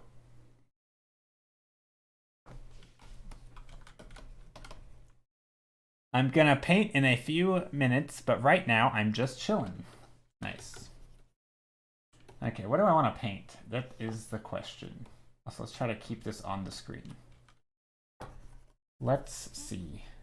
Yo, just tuned in. These thumbnails are looking juicy. Thank you, Curve V Brush. I appreciate the... I'm glad you think they're looking juicy. I'm glad. I'm kind of going slow. We've only done 4 thumbnails and a lot of ranting in an hour and a half. But, you know, it is what it is. I'm trying to figure out... I want something to paint. We're gonna do... Oh, I remember. Lily suggested a Christmas tree with a cat or something. But I'm gonna take this in a very different direction. What if this is like the largest tree you've ever seen? And we are underneath it. And here are the branches. Of course, it's gonna be...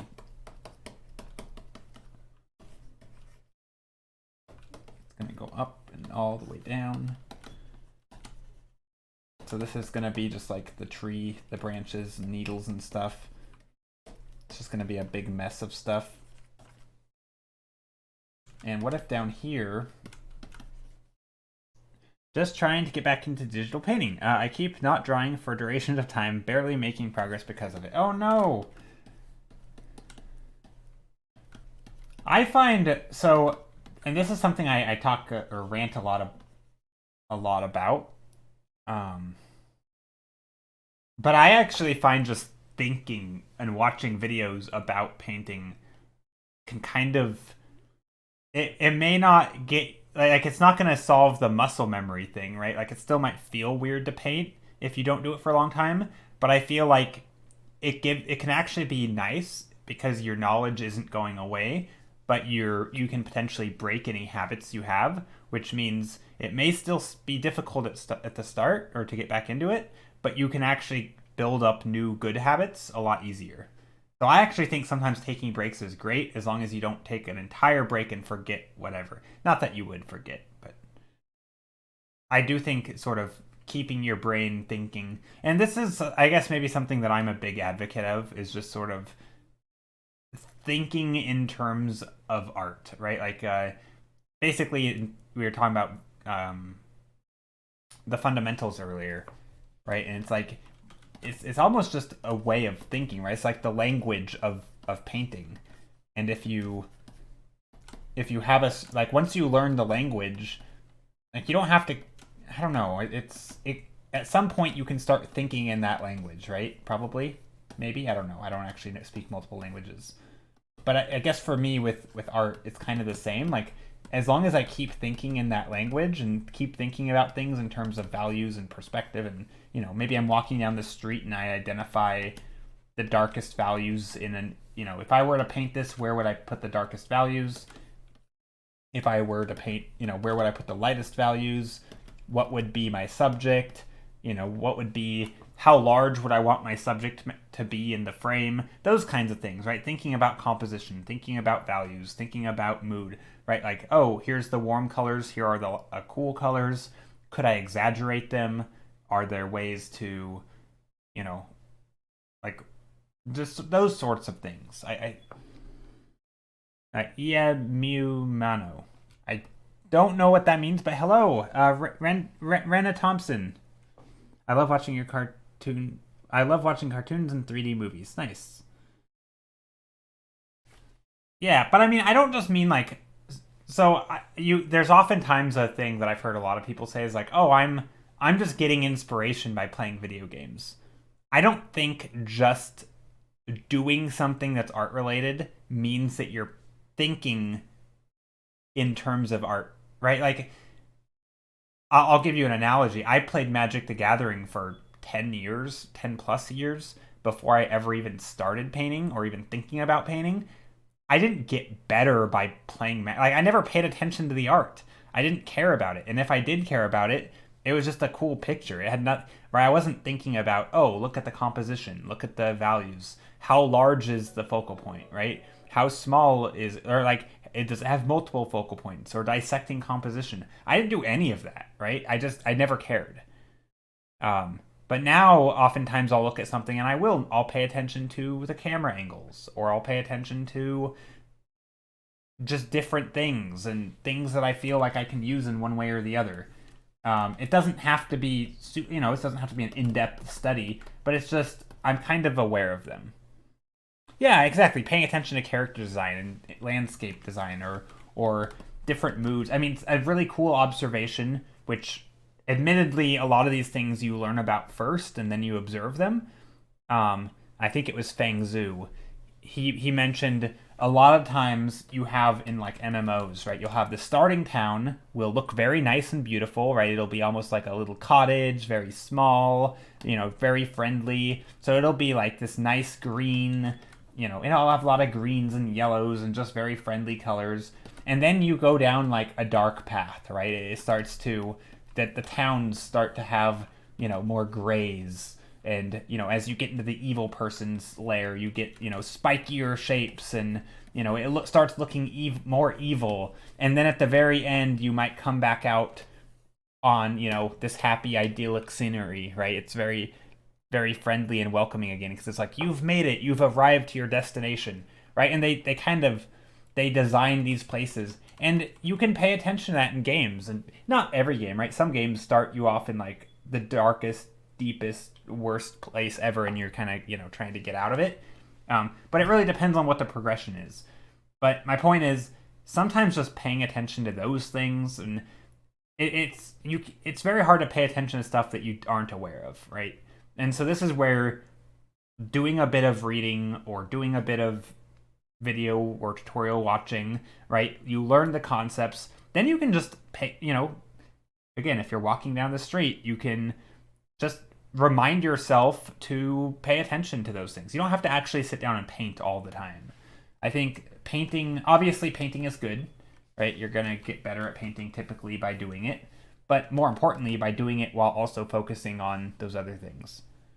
Yeah, exactly. The more you know, the more you can pay attention to, right? Just because you know something doesn't always mean that you're going to pay attention to it.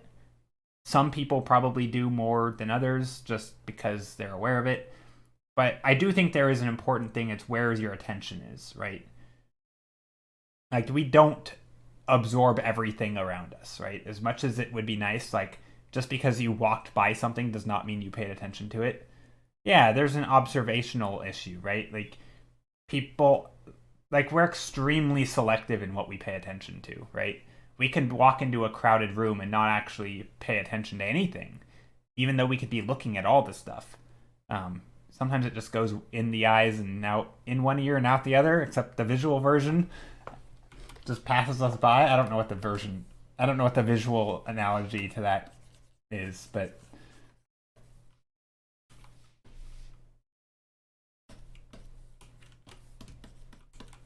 okay, this was going to be maybe large Christmas presents underneath the tree.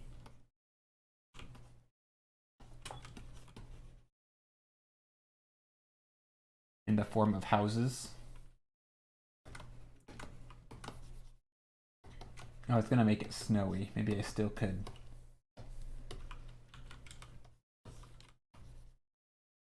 I don't know, maybe this is a dumb idea.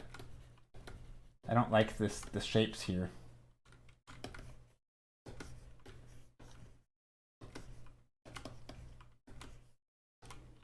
Yeah, I'm not sure what I'm doing this one. This one's a kind of a disaster. Let me fix it, or try to.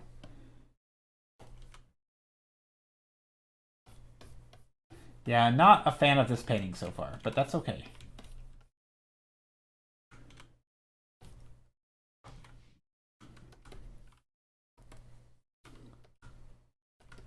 Yeah, I mean, I think sometimes observing stuff is just a matter of making time for yourself. I think if you're so busy that you just never...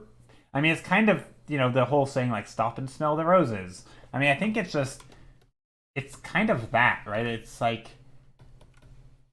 For example, if you're someone like me who almost always sort of is listening to my headphones, even if I go to the store, right, I'll pop in my headphones, and as I walk to the store, I'll be listening to an audiobook.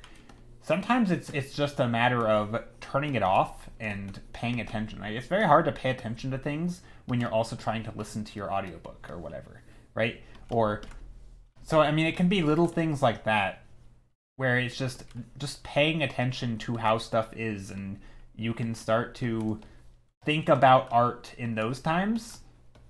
And I know it's not always fun, right? It might feel like a chore. But I think if you even just do it for 5 minutes here and there, I think it can be really valuable. Because it does... I don't think it takes that much practice to get pretty good at art. It's just that most people are never practicing, right? Even when you're painting, you're not practicing always. And you're probably almost never practicing when you're not painting, unless you're really practicing observing, which, again, how often does that really happen? I don't know. I'd argue not that often. At least not for me. It's funny, growing up, I always said I am extremely unobservant. Like, probably the most out of... But later I realized that sort of only was a thing in relation to what other people cared about. So, like, I was very observant. I was either always in my own head, right, just kind of thinking about random crap that had nothing to relate to what was in front of me, or I was paying attention to stuff that wasn't relevant, like looking at the windows and the awnings and the random stuff, and someone's like, did you see that person walk by? And I'm like, no. And they're like, oh, you're so unobservant. It's like, no, I was observing other crap. I'm not unobservant. I mean, maybe I am, but I was, you know, my attention was observing other things. I was too busy observing to notice the thing that you saw because I was seeing other stuff, right? So it's like I was paying attention to all the other stuff. And I think I think you can do a healthy dose of that, is look at all the other crap, you know? Sort of like peeling back the curtain and thinking about other stuff instead of what's directly in front of you.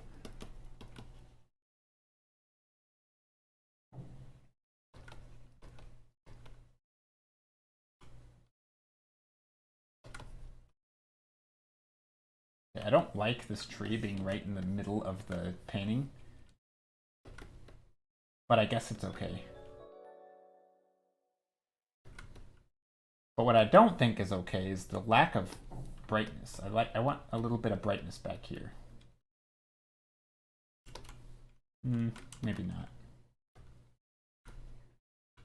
Maybe some yellows? I don't know, let's try it. Let's do some overlay with some yellow and green. Just some random colors. Mara Gray Draws, how are you?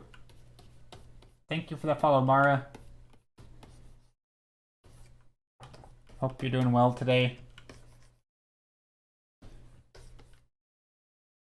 Do I like this? Maybe. I don't know. We're gonna leave that one be because I don't know what to do with it. Let's instead paint. So right now we have a cozy environment. We have some random crap. Maybe we do another cozy environment. Oh, I know. Okay, I have an idea. I'm gonna try to do an interior scene. And I say try because interiors are really hard. For me.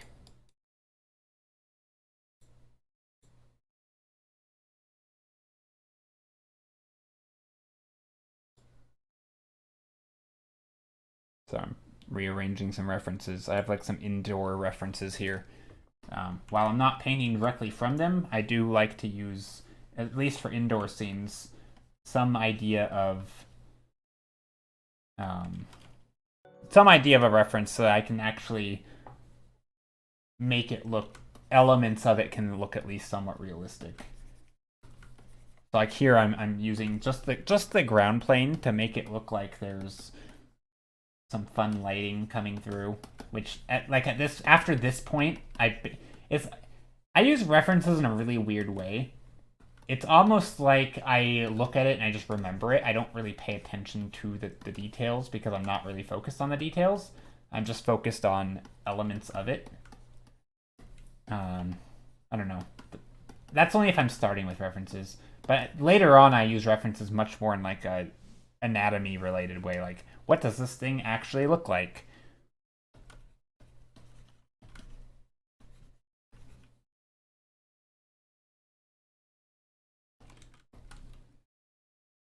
Okay, let's try something. Let's put some windows. I'm gonna do some sort of thing, horizon line there. These are gonna go here,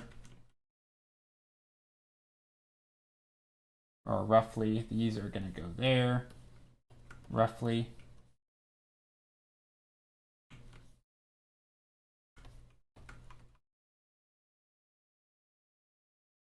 Do you dabble in Blender? I have not much.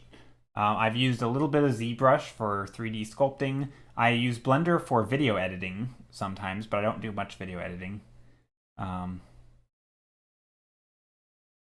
I just read it in Discord that Kim Jong-gi couldn't draw his time in military, so instead he observed and drew in his head and sharpened his skill that way. Yeah, exactly.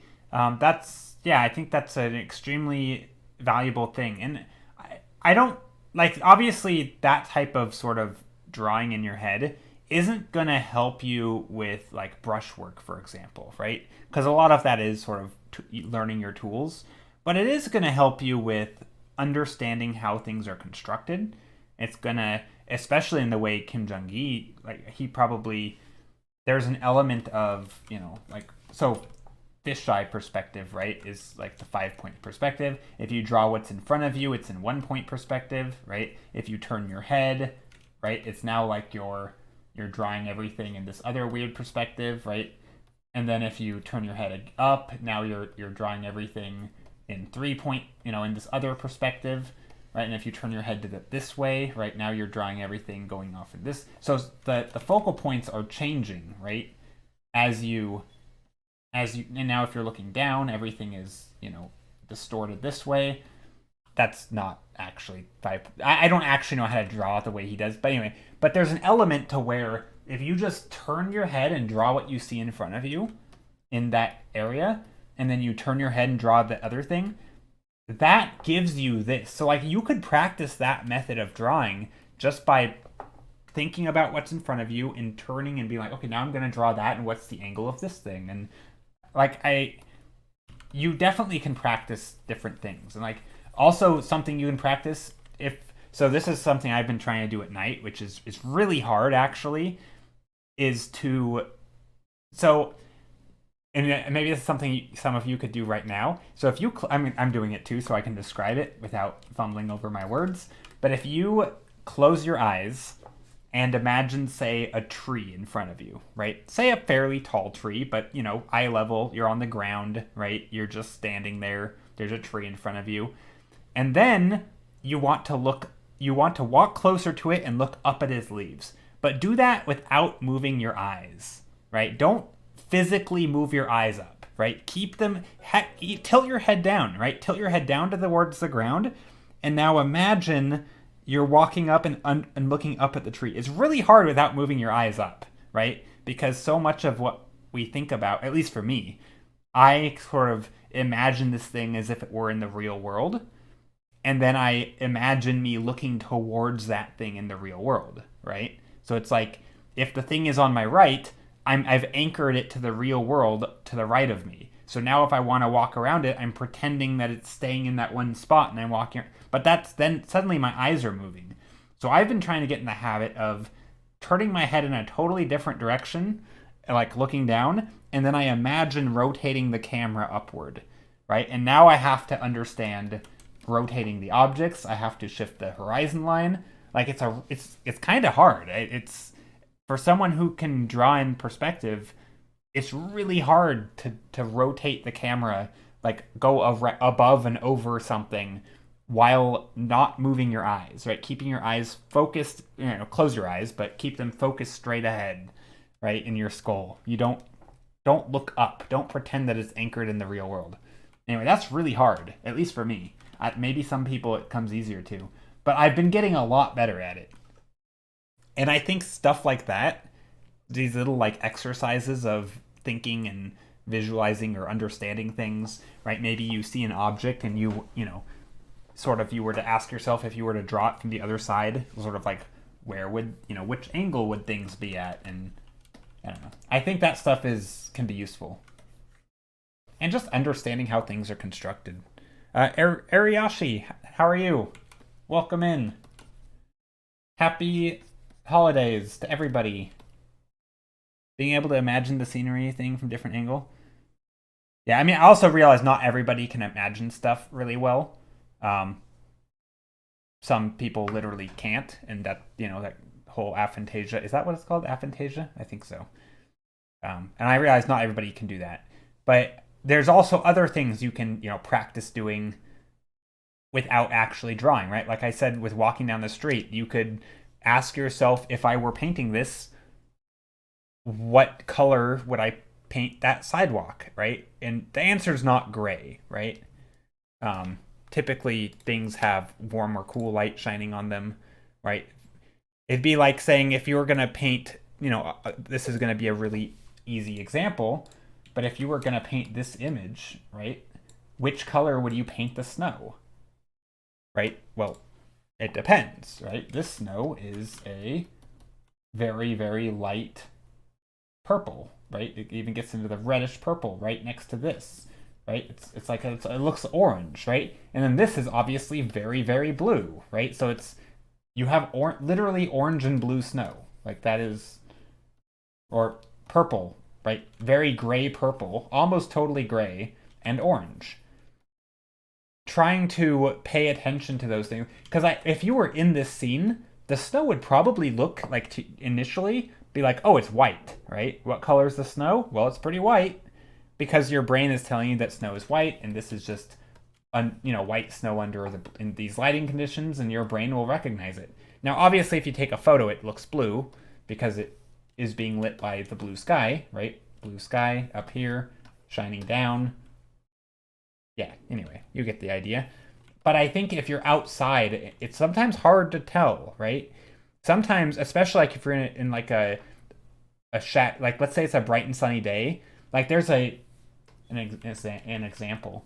There's a place in my downtown, right? There's a lot of buildings. Here's the sidewalks, right? Buildings, all the stuff, right? Building here goes down, right? Stuff goes down all the way, right? There's streets, lines. Okay, anyway, so here's the thing, right? You're going down. There was a time where it was super sunny, right? Sunny, the sky is super clear, sun is out, it's pretty bright. It's probably, I don't know, like 10 a.m. or maybe it's even 6 p.m., right? But the sun's still in the sky. But it's very bright. However, everything is in shadow. But your brain doesn't always tell you that it's in shadow, right? Because it's still bright. You still have a lot of ambient light. Like if you're between buildings, sometimes the whole thing is in shadow.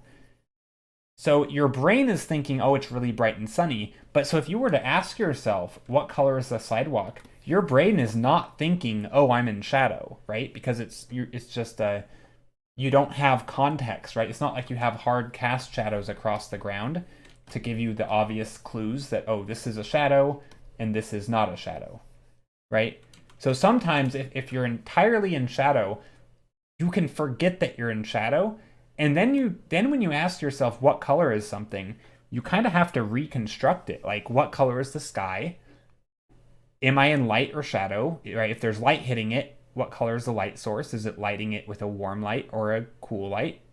Right? And if there isn't a light source, is it being lit with a warm light or a cool light?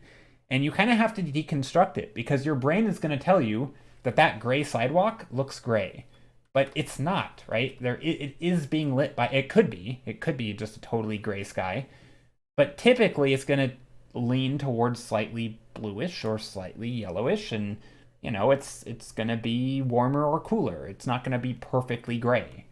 But sometimes it's really hard to tell, and you have to be kind of a little detective. Not a little detective, but you have to do a little bit of detective work. And yeah, you can share. You just saw a paint today with really saturated blue snow, but the person made it work with values. Yeah, you can share it. Yeah, I mean, so like my go-to when I paint snow is just to pick blue, because unless it's in light, in which case you can oversaturate it or paint like a yellow. But like it doesn't make much sense to not pick those two, because snow being lit by the sun is going to be yellowish or overexposed and just white, or it's going to be blue because it's lit by the sky, or a gray, right? Any version of that. And that's kind of a thing to remember. But I think a lot of times when you see people paint snow, they don't go to pick. I mean, again, it's not about blue, it's about just a darker value, right? A lot of people say, I want to paint a snowy scene. And the first thing they do is they pick white and start painting. And they're like, how do I start, right? They're like, I want to paint a car. And so then they pick a color and they're like, here's a car. And they're like, what the heck is happening? How do I make the car look like it's, this is not looking like a car, but how do I make a car look like this is terrible. Like, how do you make a car look like it's in snow? Well, it's really hard if the whole background is already white, but if you were first to make it dark, right, now it's very easy, right? Anyway, my point is it's very easy to add snow when you darken the environment. Anyway, that was a bad example, but the point stands.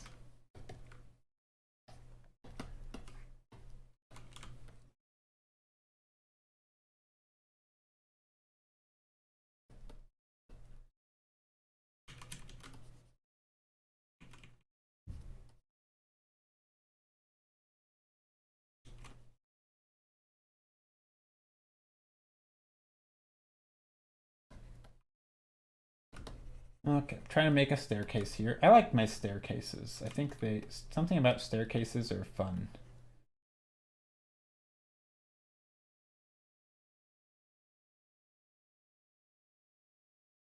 I don't know why I put a window right behind the staircase, though. That's weird.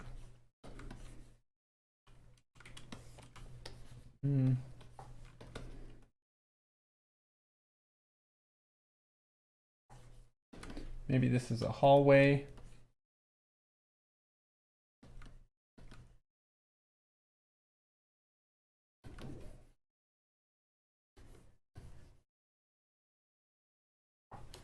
Curvy Brush, did you share that? Add some torches to the street? Oh, I wasn't actually trying to draw like an actual street. I was just actually, let's not do that. I want to make like how do I want to do this? Maybe there's some warm light coming in. Maybe there's some blue light coming in. You found it? Oh, nice. Yeah, but I think really saturated blue snow can look really beautiful. Can you just drop in chat? Yeah, yeah, that's probably fine. Or in Discord. Yeah, as long as it's safe for work. Yeah, that's fine. You can drop it in chat. You don't need a permit or anything. What am I doing here? I'm just kind of experimenting. My brain is struggling. Let's what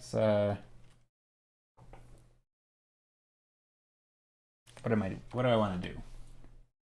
Do an overlay. I want to get some bright warm colors in here.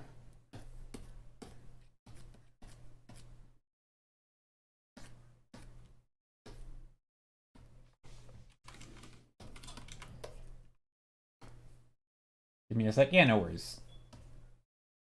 Let's try to... Okay, let's think about this. We're gonna make my screen black and white.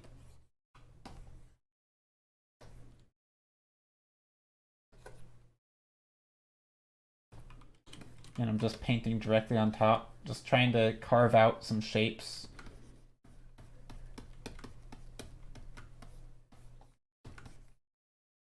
Maybe there's a closing thing. Sometimes when I'm painting on stream, it's hard to come up with ideas that don't totally suck. Because I'm trying to talk and paint. But I think most of the time I can pull it off.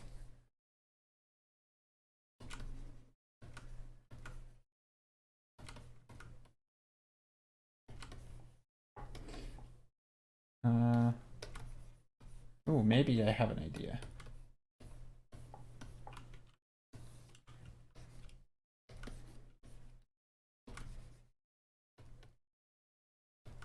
This looks not very cozy. This looks incredibly uncozy, actually.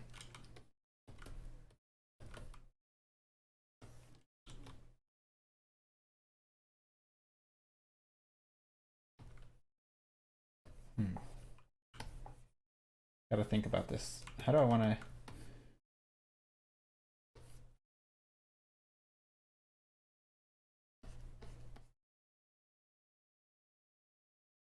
Ooh, let's take a look.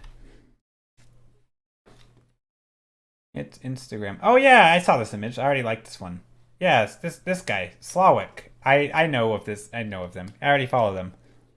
Yeah, that's a fun way to do it. And then a neat thing about this, it's not even to me, when I looked at this image, it wasn't about the blue. It was more about the low value range, right? His shadows were...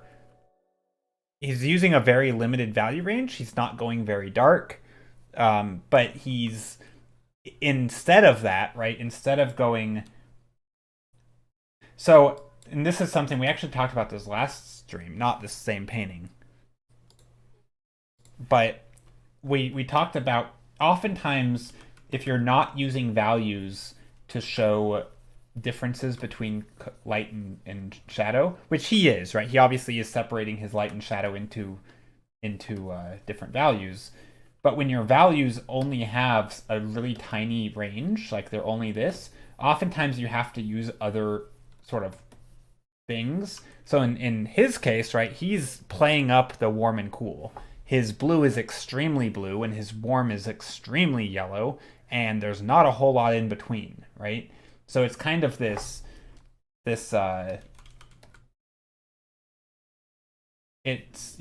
a really interesting way of sort of splitting up your values. Right,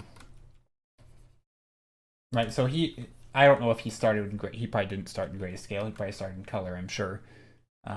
But yeah, so I think it's wonderful.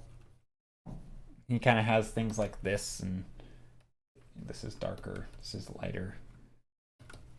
But like, it's not, there's not a whole lot of range, right? It's very, it kind of has this feel to it, right? Where you have maybe a little bit of darker colors in here, but not a whole lot, right? He has these little houses, but they're not very dark, right? Even this stuff is not very dark. The darkest parts of the image are basically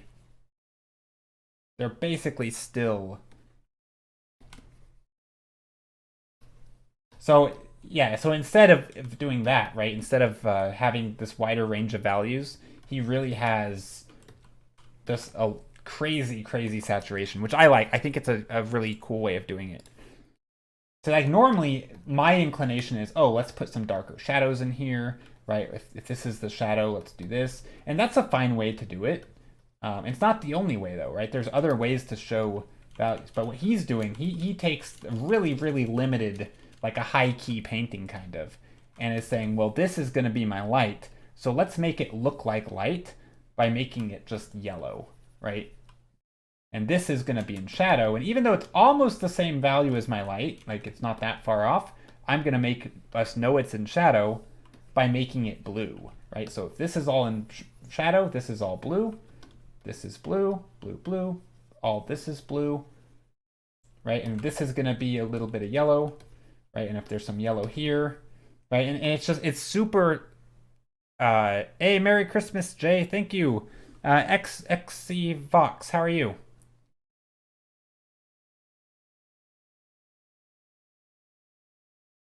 Yeah, exactly. So it's funny you say that. It made you want to see it in black and white. When I first saw it, one of the first things I did was flip my monitor to black and white. So if you don't know this, if anyone doesn't know this, let's say you're, I'm going to bring his art up on screen since this is what we're talking about. You can make your screen black and white by, can I zoom in? Yeah. Oops.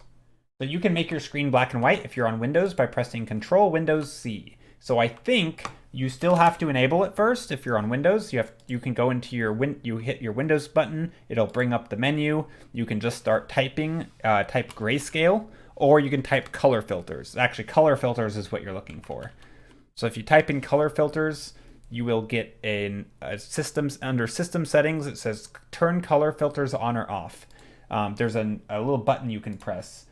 And once you've enabled it, by pressing Control Windows C, you can toggle your screen to grayscale. This is super useful, and this goes back to the thing about how you can sort of practice without actually painting.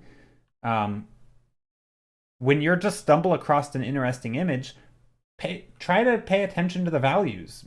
Do a little, if I were to pick these values and paint this in grayscale, which would be my darkest colors and how dark, then you flip to grayscale and see like, oh, is this what I would have done? And obviously it helps to just paint it, but just by flipping things to grayscale, you can sometimes see the use of values. You can, not on Windows though. Oh yeah, if you're not on Windows, you're screwed. Just kidding. I don't know an easy way to do it. There might be an easy way. But anyway, so that's something that is worthwhile. Also, speaking of values, these values that I'm doing, not great. Is crazy. Yeah, it is crazy, right? And you realize how extreme the saturation is, right? The saturation is the thing that was really pushing it over the edge. Now, most of the time, people do focus on values, and they make things clear with values. But yeah, you can, right? Going back to all these the fundamental talk, right? All of these are little knobs of fundamentals you can turn, right? One of them is saturation, right? Or I guess maybe it's not a fundamental so much, but as color, and color is broken into different knobs, and maybe this cluster is of color, right? And color has value, saturation, and hue, right? So you could tweak, instead of value, you could tweak saturation, right? And maybe you keep your value range limited. So these are all just little knobs you can tweak, and sometimes when you stylize things, like he obviously did, you can just stylize by tweaking some of those knobs. But you have to understand how to use them first, right? So anyway, that's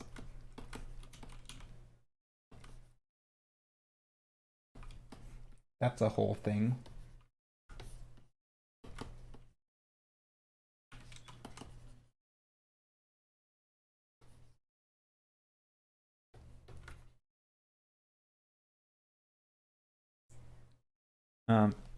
Like, it's so hard to imagine what values when the saturation is blown up. Well, that's the thing, though, right? You get better at it. It is hard, but at some point, and this is something that you both get better at by practicing picking colors and values, and by just making a mental note and paying attention. How do you learn about color theory, Joe? Did you actively look it up somewhere, or did it just happen as you were painting? Oh, definitely. I mean, it not just happened. No, definitely. I mean, I guess stumbling across it by people explaining it, and also I realized this painting looks like not good colors, but that's okay. But no, just a lot of. I mean, there's all sorts. I mean, my art journey to learn. Obviously, I'm still learning, right? Everybody's still learning everything all the time. But no, I kind of, my journey sort of took the approach of me trying to learn as much as I can from anywhere.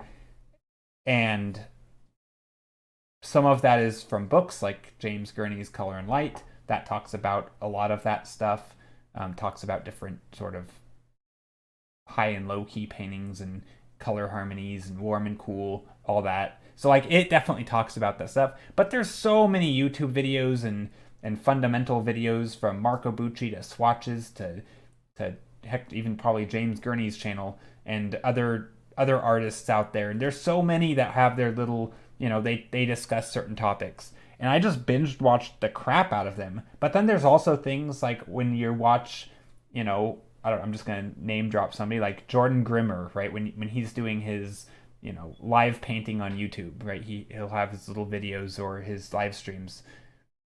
He'll be talking about them, right? He talks about the same stuff. Every artist will talk about the same stuff, and at some point, it just becomes sort of. It's not. To me, it's not so much learning about it. I mean, it is learning, but at some point, hey, Steph, how are you? Merry holidays to you too. No, you're not interfering. I mean, I'm interfering with my own painting, not you. Also, these colors are terrible, but I'm going to fix them. I'm not really sure what's happening in this painting.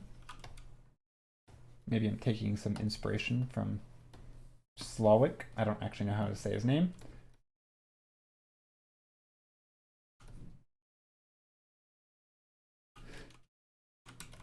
Trying to keep my values a little bit limited, but not too limited.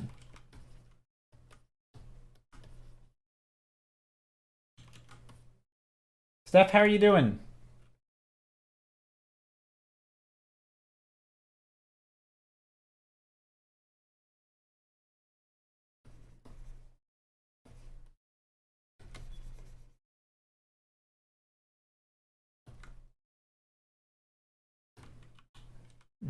What do I want to do? This painting's hard because I don't know what the theme is. I guess it could be a library, and these could be books. So we got some books here.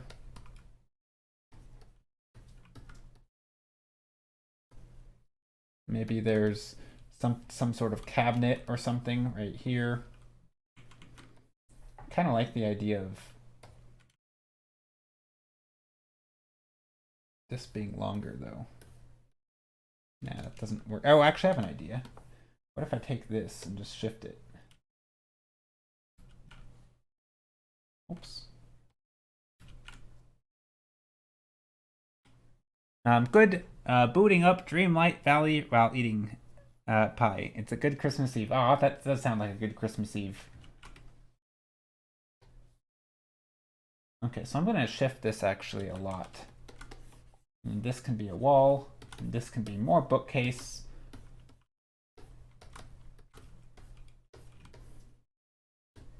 Or maybe there's a window. So now we have a little area here. Maybe there's like a cellar or a door up here with the warm light. I don't know.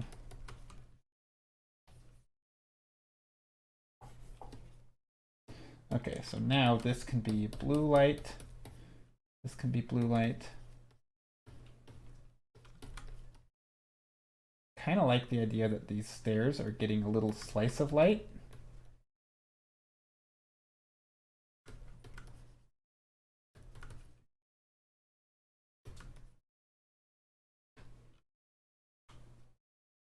Merry Christmas, Sidey, how are you? But yeah, I don't feel like I have learned all of that. I mean, obviously I've learned it, right? But I feel like it's just a constant, like, by marinating in it, right? There's just a lot of stuff. It's the ideas. And sometimes, and I'll admit, and I think this is probably something that is hard when you're self-learning, the difference between repeating what other people say and actually understanding it and implementing it. I think oftentimes I will fall into that second category where the first category where I might know something, like I know a concept, but I haven't done the practice to apply it and really understand it. I just know that sort of the mantras. And I do think that's the first step, right? That's how you start observing things, right? By remembering these little, maybe it's a mantra or whatever, right? You remember these little things that you sort of can repeat to yourself, and then they'll give you sort of the backbone to go and learn, right? It's very hard to pay attention to, you know, saturation and values if you don't know what those concepts are. But then you go out and observe them and you really start understanding how they work and, you know, all that stuff. So same thing with colors.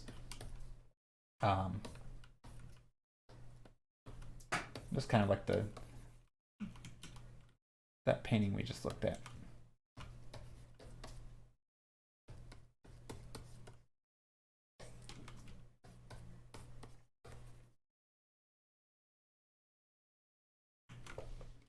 So yeah, anyway, I think that is the answer.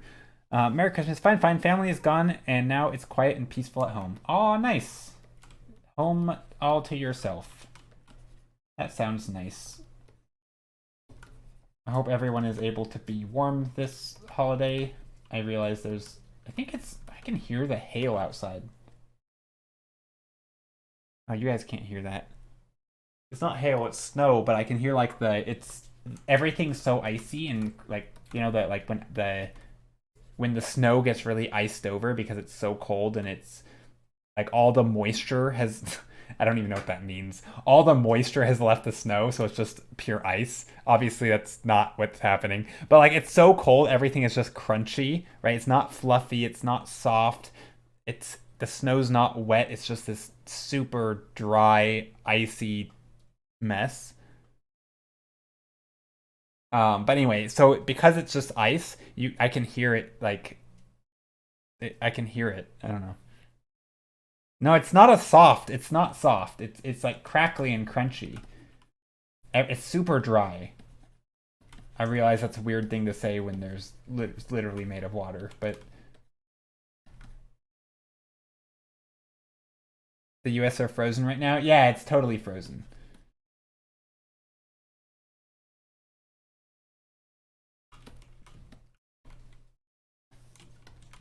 And maybe in this there's a little shelf, a little nook or cranny. I'm taking inspiration here from IKEA with these little zigzag shelves. You guys ever see those where the shelves are not they're not like parallel. They're all offset. You guys ever see that? I'm sure you've seen that. It's super common probably. And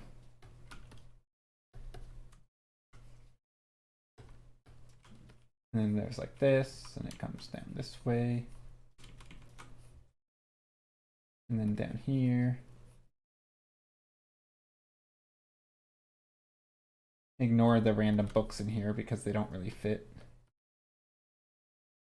And then like in here we might have like some statue or something. Maybe it's catching some light.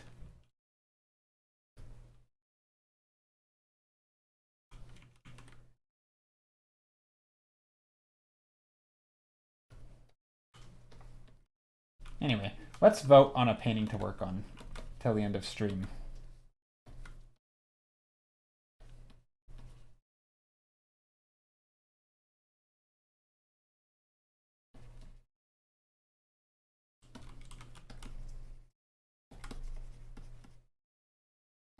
And maybe there's some more books up here. This person really likes their books. Here in Germany, it's wet and 4 degrees. Oh, so what is it right now? Let me check the temperature. My city name, then temp pops up. 20 degrees Fahrenheit or -6 Celsius. So right now it's actually not that bad. I think maybe it's trying to rain and maybe it is just hailing. Obviously it's not raining at at 20 Fahrenheit or -6 Celsius, but yeah, it's humidity 98%. Okay, well it's basically just raining, but it's snowing right now.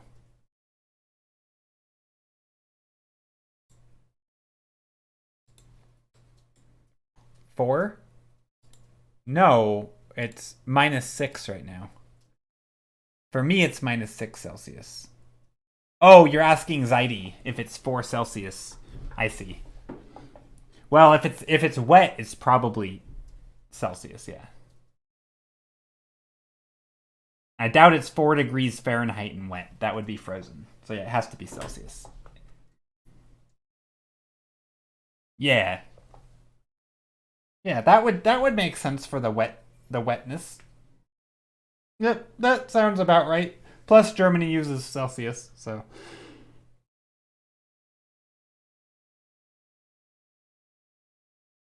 yeah. It's quite cold here. Okay, let's vote. I think these are decent thumbnails to work on. Although real quick, I'm going to do color and pick a red for this.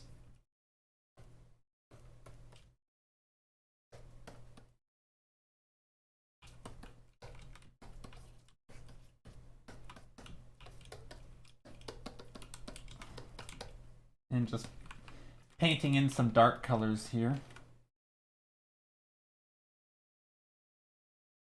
There we go. Maybe there's...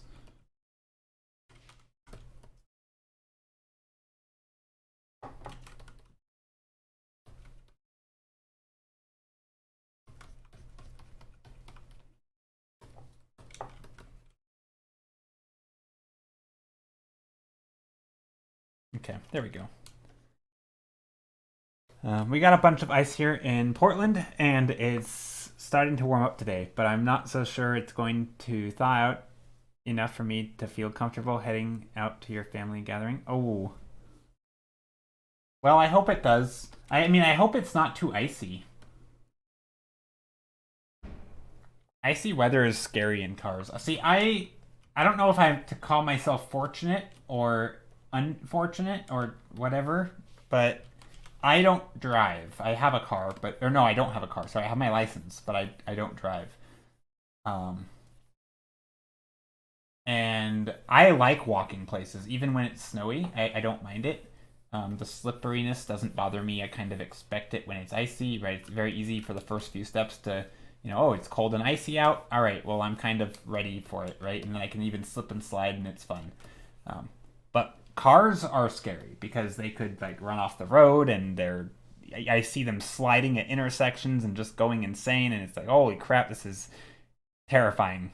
Giant, multiple 1,000-pound vehicles that can crush anything they run into. It's scary. So driving on icy roads, not my favorite.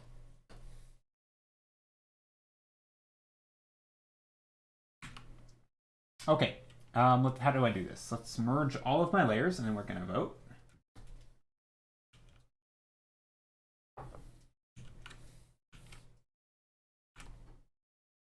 It is weird though, being able to hear with my headphones on. Like, it's pretty loud.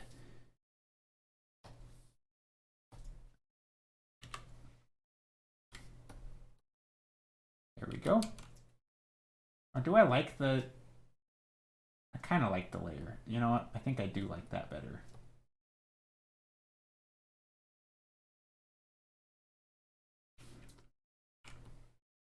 Okay, so I guess what I'm going to do is paint out this so we can see the numbers clearly.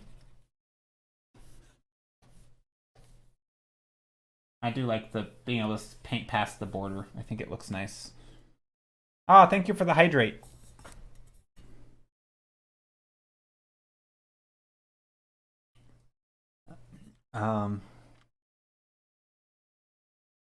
Your problem is really your own street. Things should be okay in the main road, but I have a narrow street, no room for error. Ah, I see. You have micro spikes, so I put those on today when I went out to shovel things. I love living in the city because when it snows, I can just walk everywhere. Yeah, exactly.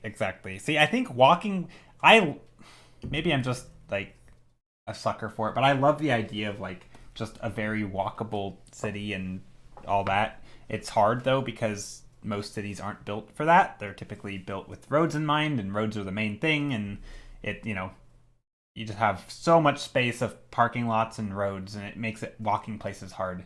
But I really do like the idea of just, you can get to where you need to go in 5-10 minutes of walking, and stuff can be compact. I like it. It's kind of a nice feeling. Anyway, let me bring up a straw poll, or create a straw poll. Strawpoll.com. Let's create a poll with 6 options called Vote for Your Faves. And options 1, 2, 3, whoops, 2, 3, 4, 5, 6. Allow selection of multiple options. Yes. Create a poll.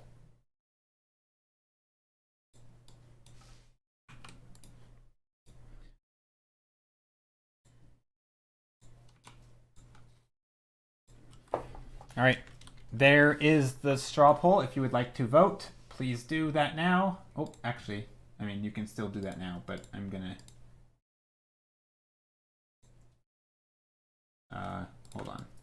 Let me just blank out this, that, like that, like that, like that. There we go. Perfect. So yeah, please vote for whichever one you'd like me to work on till the end of stream. Hello, Nex, how are you? I don't know if you noticed, but you were gifted a sub earlier. And happy holidays. Yes, you were gifted a sub. Very generous. People are being very generous today. Holidays and all that. I mean, people who spend their time here are already generous just for even showing up. I don't know. That, yeah, it means a lot. Thank you all.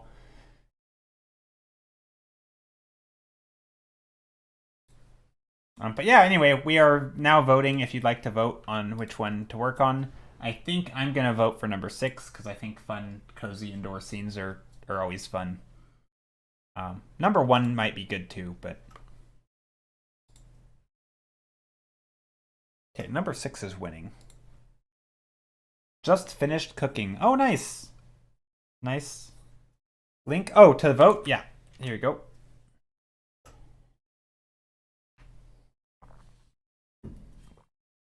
Okay, while voting is happening, I'm going to eat a granola bar thingy I have real quick.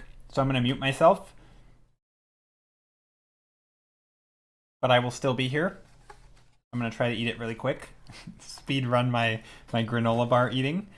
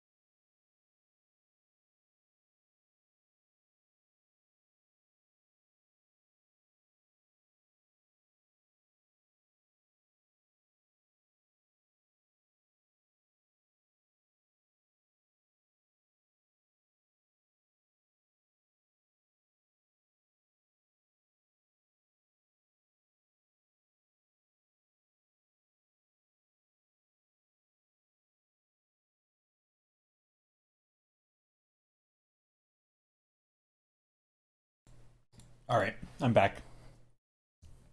Yeah, so we are currently voting. I think looks like number 6 is winning by 1 vote, which is nice because I voted for it, which means I am the one who made it win. And it hasn't won yet though, but if anybody wants to do a last minute vote, there is a link in chat. If you need the link, let me know.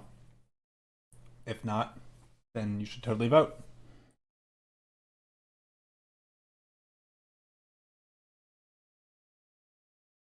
If we do vote for number 6, though, I'm going to try and change it a little bit and make it more cozy and maybe change up the architecture a little bit. Right now it's just kind of a little boring, but we'll see.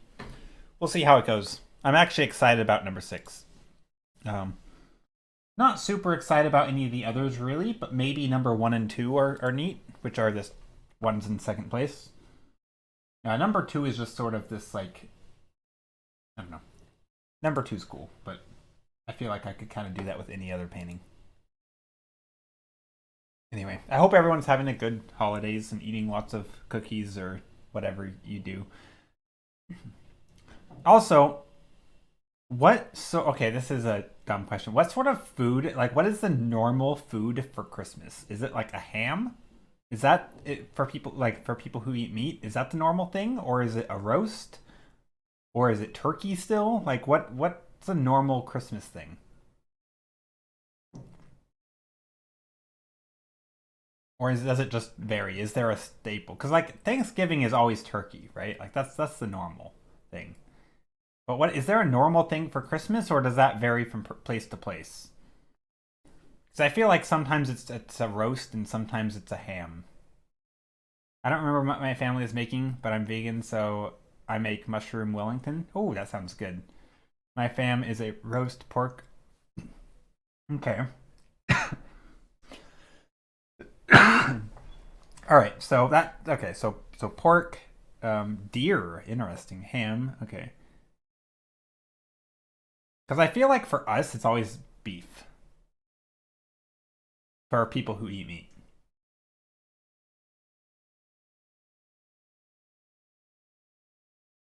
I feel like Christmas varies. Yeah, I do too. All right, let's see. Have we come to a decision? All right, it looks like number 6 is won. I'm gonna call it then. Also, speaking of Christmas, which is totally unrelated to food, have you guys been doing? If you have Clip Studio, have you been doing your redeems for the daily login bonus to get whatever the Clippy points are? I don't actually know because I've never spent them, but I'm accumulating them apparently. I like accumulating points that I have no need for and that I will never use. Also, I'm not signed into Discord, which is dumb. I should be in Discord. A lot of people in Germany eat potato salad and sausages. We make raclette. I don't know what that is, but it sounds good. Oh, I almost just posted this in general chat. Let's go to thumbnail archive. Post that in there.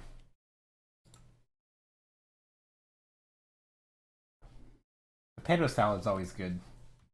I was actually thinking about buying some potato salad yesterday. I didn't, but I was thinking about it.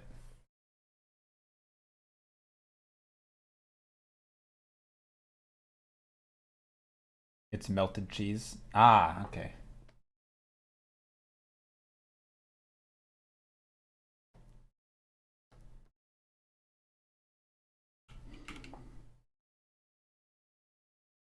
Melted cheese. You can't go wrong with melted cheese and potatoes. I feel like that is just basically a perfect meal, is melted cheese and potatoes.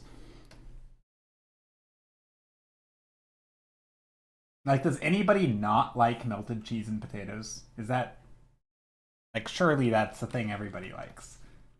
Like, if you didn't like potatoes, you'd probably like them with melted cheese. That's how I feel about it anyway.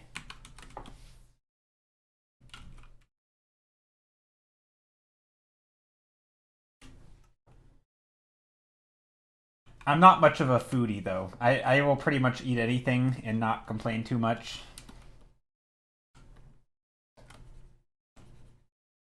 All right. So what am I gonna do here? Let's figure this out. I haven't done a lot of interior studies or paintings, and so sometimes it's hard to figure out exactly what I want to do.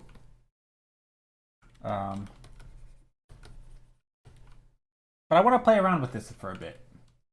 Thank you for the follow, Lemeo Paper. How are you doing? Happy holidays.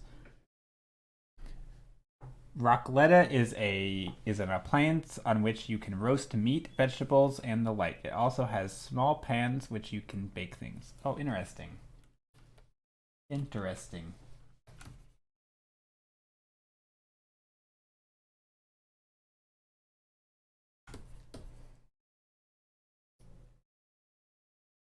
For me, it's always cheese in the pan. Okay.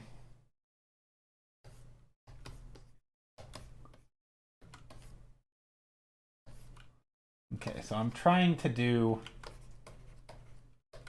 just kind of paint the border. I know it's not always super important. I feel like I might, maybe I'll just play with the architecture a bit. This is going to be a bit of a thing where I can, and again, I don't know if this is going to look good or not, but I am.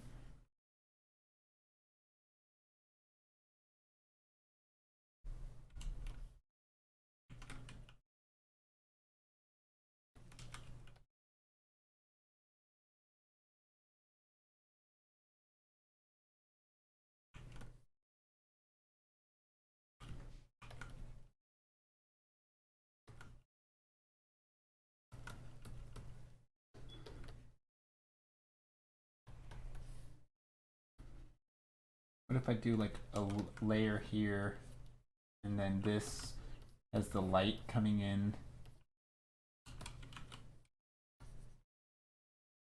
Wait, this thing doesn't feel like it's on the same plane.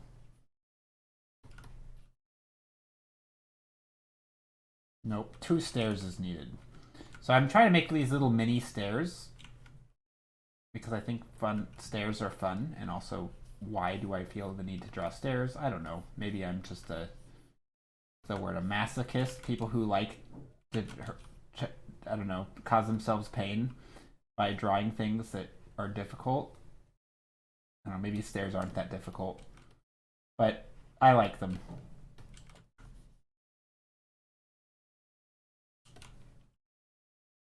I got a little area here, maybe a raised area.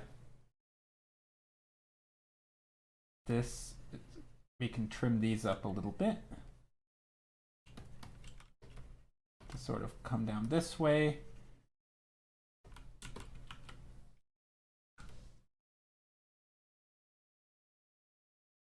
Maybe something like that.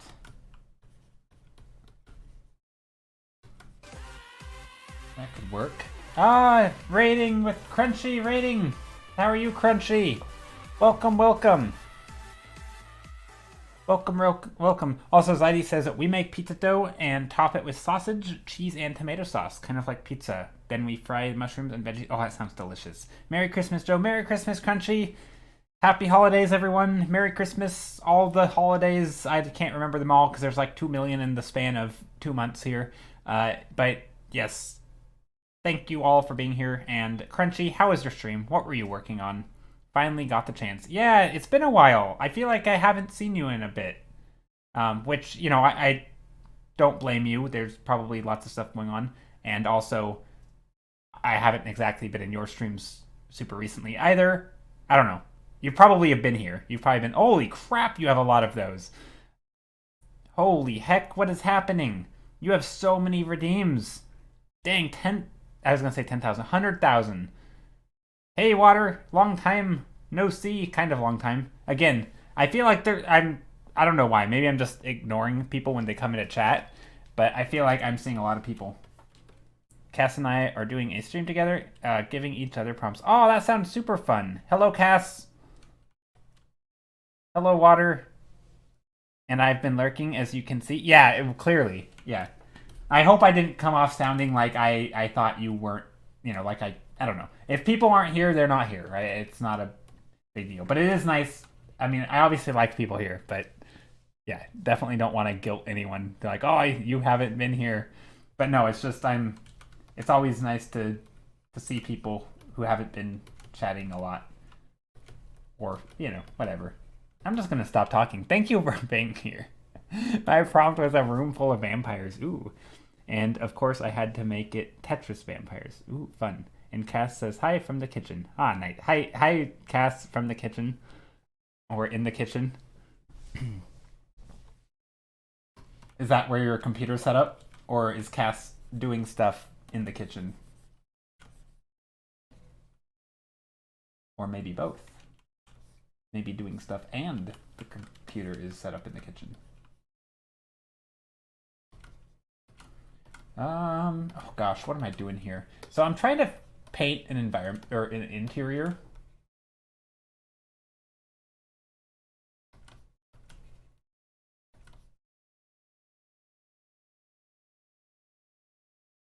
Maybe there's like a little area here.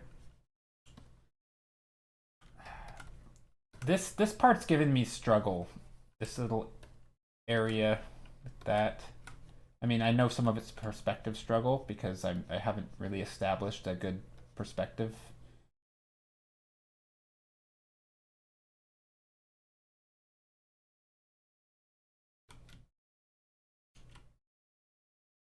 Something like that. But yeah, would you like to share what you worked on? This is how far we got. Ooh, let's take a look. Whoa, this is cool. Very This is both amazing and really unsettling because of the Tetrisy thing. This is like seeing bodies crammed into a space. This is just weird, but in a really cool way. Okay, look at this, everybody. This is Crunchy's painting. I hope you take that as a compliment. It's weird in a cool way, but it's kind of unsettling. So you've been warned. Here are Tetris people, Tetris vampires. Why Tetris vampires? I am very curious. What inspired this? Look, we got the tall blocks. We got the L shapes. We got the S blocks. I mean, this is something about like the bottom left corner of this is extremely unsettling.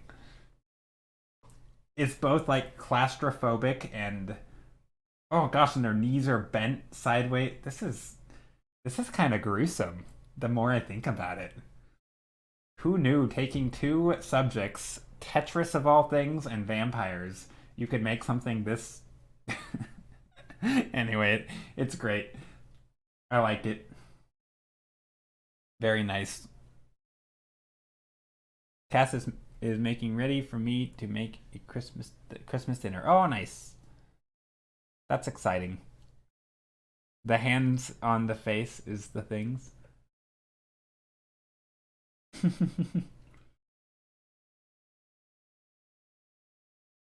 Yeah, the hands on the face. This is great. Put as many vampires into a room as possible, and my brain went to stacking them like Tetris. I said it, and chat said yes. I like it. That is fun. Yeah, I mean, if the goal is to fit as many vampires into a room as possible, the solution is clearly Tetris blocks. I mean, technically, they could all just stand up or lay down, and it would be like all L pieces or I blocks or whatever you call them, the straight ones. And you could just stack them. But anyway, I like your solution.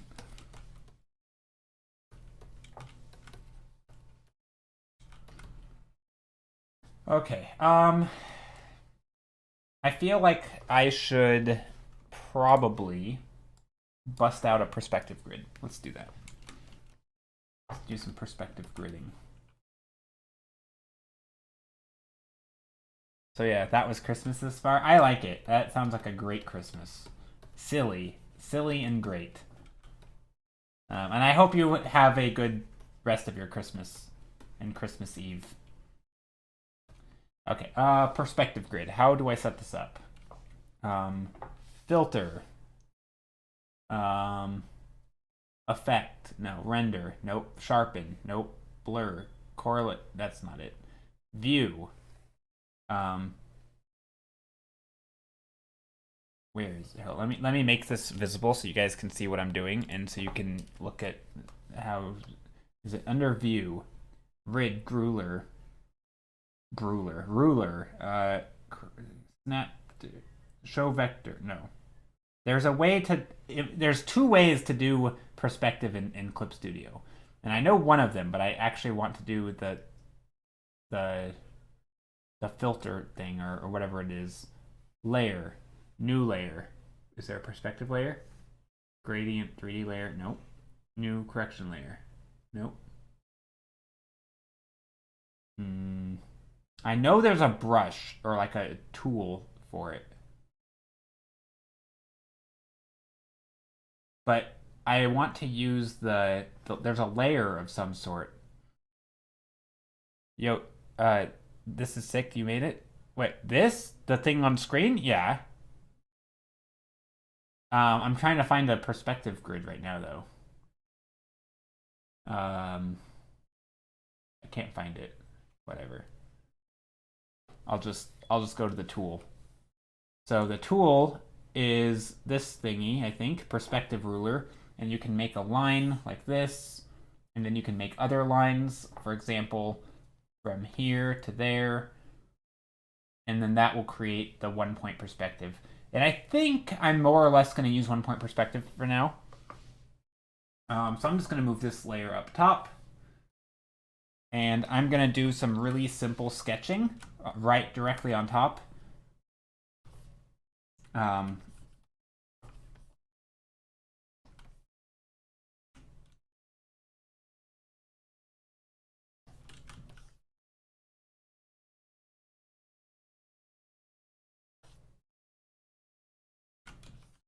So basically, oh wait, I remember what I was going to do.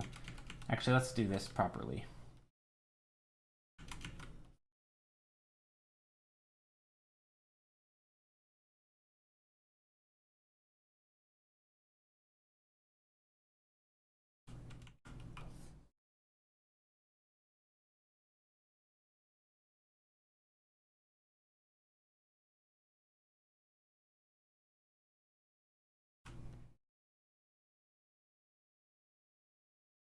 So I'm basically using these lines as a way. I want the shelves uneven a little bit. So I'm actually okay with uneven lines. Although I do want them to look mostly right. Okay. So there's some shelving up here. These lines can be thicker and darker up here.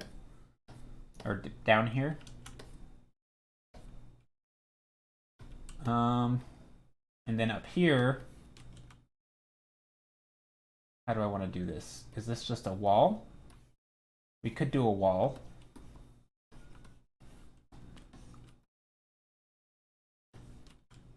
Could also do some standout things, some sort of separation like this. And I'm just trying to draw some lines that stick out here.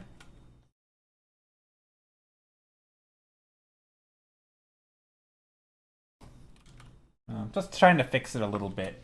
And I realize it's not going to be perfect. In fact, it might even be too perfect because I kind of was doing a little bit of 3 point perspective. But that's okay. Oh, one thing I want to do though is bring back this and start sketching in the ground plane. Sometimes just by taking the colors that you already... So this is actually one of the reasons why I really like painting in color and values, is because even if you're doing perspective, you can just take the values that you have and you can just paint directly along the floor. And because it'll make the lines in perspective, you can imply... So like, for example, if this is the wall, I can just make stripes. And it will automatically align. So that's not a bad way to do it. I kind of don't like though how how open this is. I actually want it a little bit more claustrophobic, I think. So I'm going to duplicate everything. What if I were to take this? Oh, also I realize I'm in grayscale right now, so you guys can't. There you go. For some reason I didn't think you would stream today on Christmas. It's Christmas Eve, Rona. Yeah, but I am streaming. Rona, how are you doing?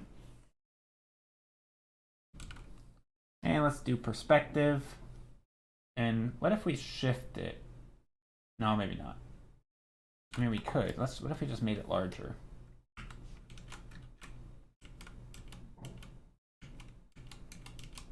Why can't I do that? But yeah, how are you, Rona? Welcome, welcome. Hope you're doing well today. I got home from your family celebration. Ah, nice. Merry Christmas to your family. So I could do something like that, but I don't think I want to. I mean, I kind of do, actually. I realize this is changing the perspective, but we don't really have a lot of perspective here already. So I think this will be okay.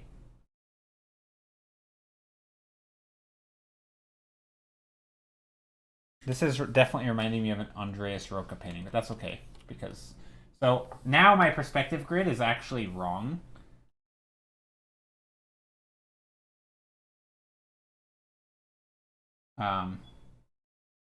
But I can reline it just by going like this. So now everything should line up again. No, it doesn't. It mostly does, but what, it doesn't down here. That's weird. Not sure why it lines up in like 90% of the lines, but then the other ones don't. It's very bizarre. Anyway, yeah. Let's see. I got home from Sam's celebration. It's pretty great. Oh, that's good. Everyone was there, though your mom was still sick, a lot worse than I was. Oh, everyone being sick. That sucks. No, I hope everyone gets better soon. Has it been cold for you, Rona? Or is it kind of, has it not been too bad? I mean, I know it's winter, so it's obviously going to be cold, but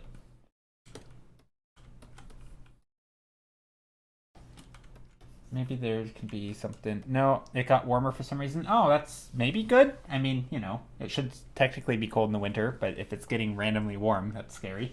But anyway, I hope everything is going well. But yeah, that's good, though, that it's warmed up. I mean, to an extent. Catboy Enjoyer, how are you? Hope you're doing well. Merry Christmas, Happy Holidays, whatever you celebrate or don't celebrate. Happy winter. Hope you're doing well.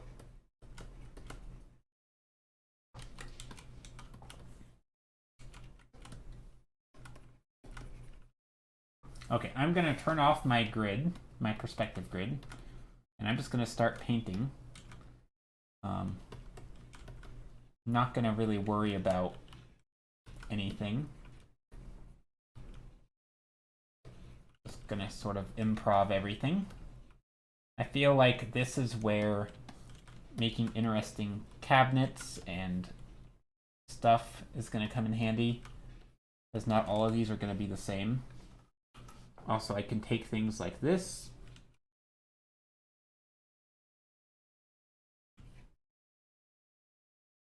And this is going to be underneath.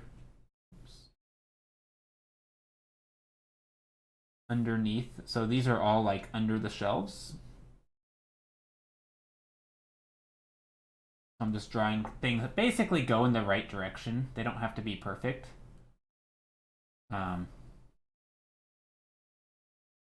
And then I'm going to, I guess I could just make them dark, maybe like a dark red. That doesn't really do a whole lot. Maybe I'll just hand paint them.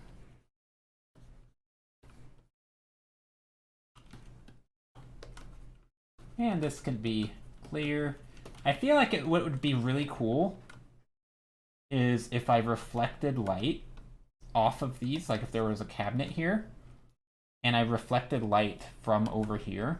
But what if the light were really cool? So we had like a blue light coming in on some of these, because maybe there's a blue light over here. I feel like that would be really cool.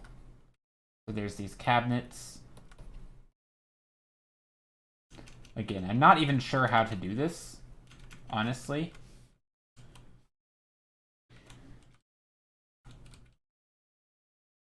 But there's probably some efficient ways of doing it. But I think it'll be fun. Maybe there's little trophies or something in here, some golden statues, I don't know, some rich person's house. Maybe there's also some books.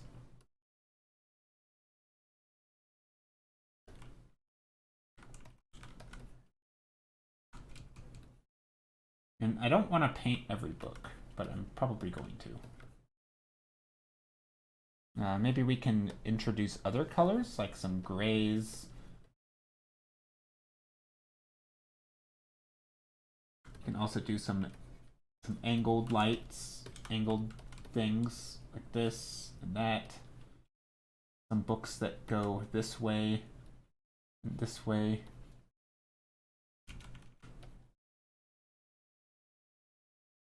And that. Some short books, some tall books. Lots of little lines to imply stuff.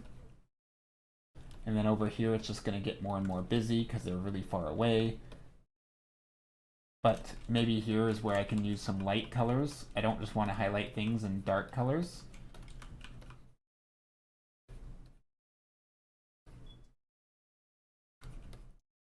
So maybe I'll just use these as dark shapes with a few brighter highlights. Also, it's getting closer to the light, so it makes sense that the light would shine in. And maybe there's still some gaps in here where things are.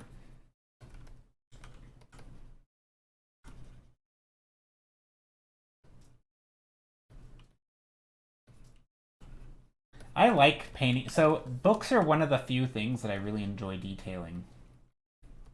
Because they're basically these collections of light and shadow. I mean, everything's kind of a collection of light and shadow. But books are they're a simplified shape. They're extremely consistent.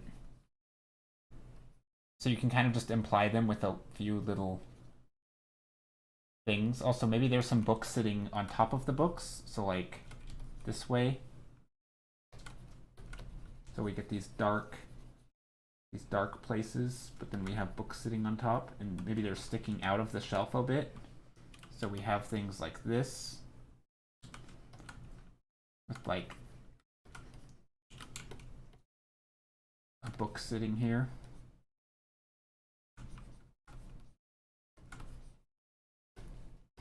Maybe we have some books sitting here, sort of disheveled.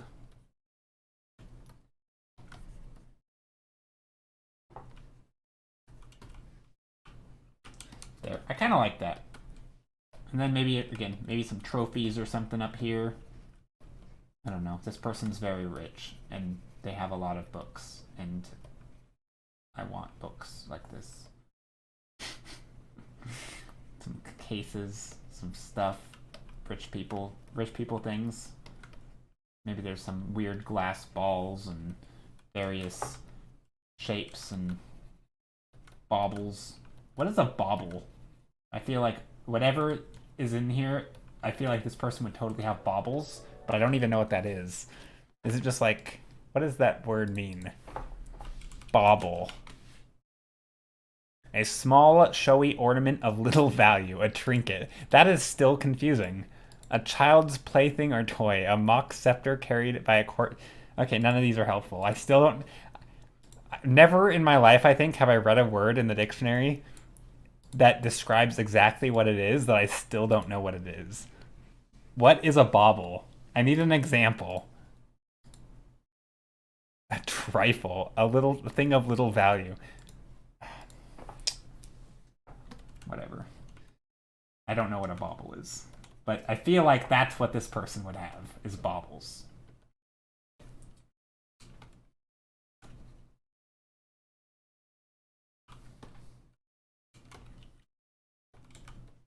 Okay. I'm tempted to put a window in here. I know a window in a bookshelf is really bizarre, but like, hear me out. What if I just put a window in here like that, and it shined in? That'd be weird. Maybe that wouldn't be a good idea.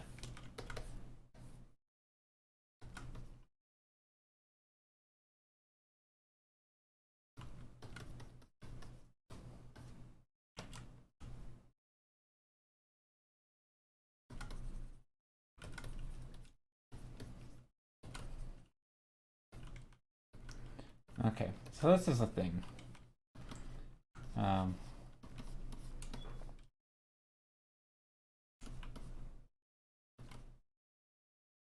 And we can put some planks, some wood in here. Okay, so what's in this area? We got it. What's in the back? I feel like we can continue in maybe this side. Maybe there's more shelves over here. But I want to do something over there that's interesting. Like what would be here? We gotta have something in here. Also, there should be something in this area too, right? Like...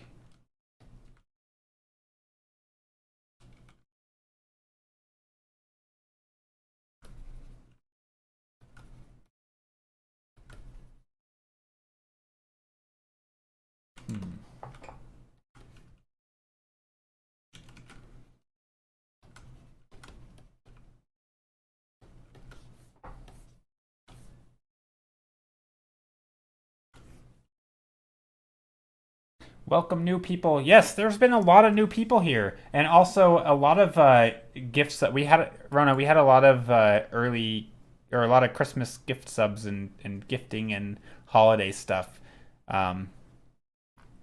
We had I in the Night gift a bunch, and we had Brett gift a bunch. Yeah, very generous. So lots of holiday stuff, gifts and presents and generosity. It's very generous. That's but very generous. Yes, thank you, Buttspot.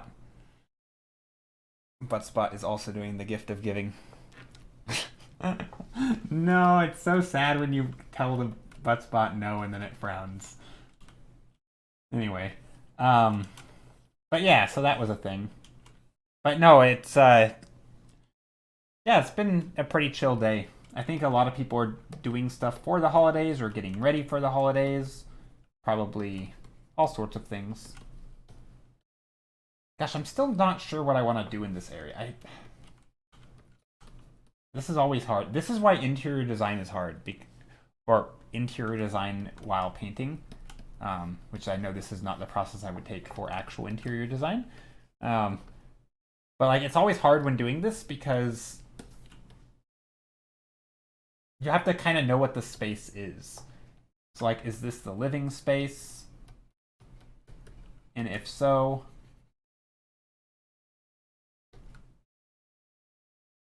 like, maybe are there couches or other things?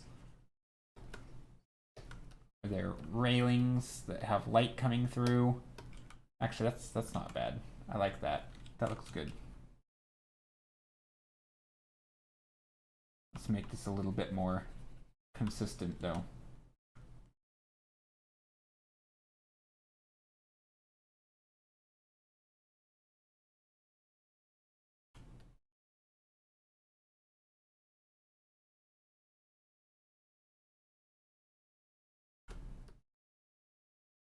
So that could be a thing. Maybe there's a person coming down. Maybe this also has a curved shape. And then maybe this. So where's the light coming from? That's also, why does this only have one railing? I have two railings. I just realized I literally painted a railing on one side, but not the other. Okay, so there's something. Now the question is, I like this idea of like a warm light coming over this area, but maybe there's a way to do like a warm, cool, warm. So like we have this banding. If the background is warm, maybe we could make this inner area cool and then this area warm. And maybe the warm light is coming from behind us, like here. That could be interesting. No, that would be hard though.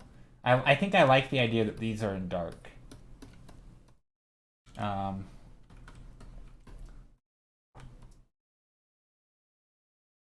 Maybe there's a little... Okay, I realized candle burn... Okay, so the book I read recently, Name of the Wind, it has this section in it. I don't want to. Well, I'll spoilers it. But it basically it has this section in it where the person gets in trouble for having a candle in the library because it's like these super old. It's a super old library, and it's like extremely strict rules. And anyway, violates the rules because burning light bad with books. So I realize that like you shouldn't put candles, open flames next to books, but I really want to put like a torch here. I feel like that's what this needs compositionally. Like it needs a glowy something right here or somewhere in there. But I also don't want to like, you know. Oh, maybe this is a museum and there's like these barriers, and then in here there's like a statue.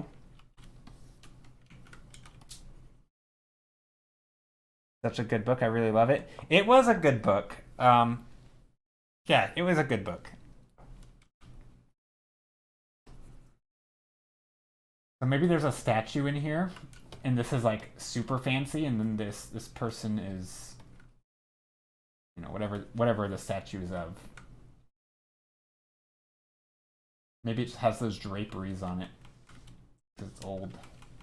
Nah, I don't know if I want a statue right there. Like the Cathedral version 2.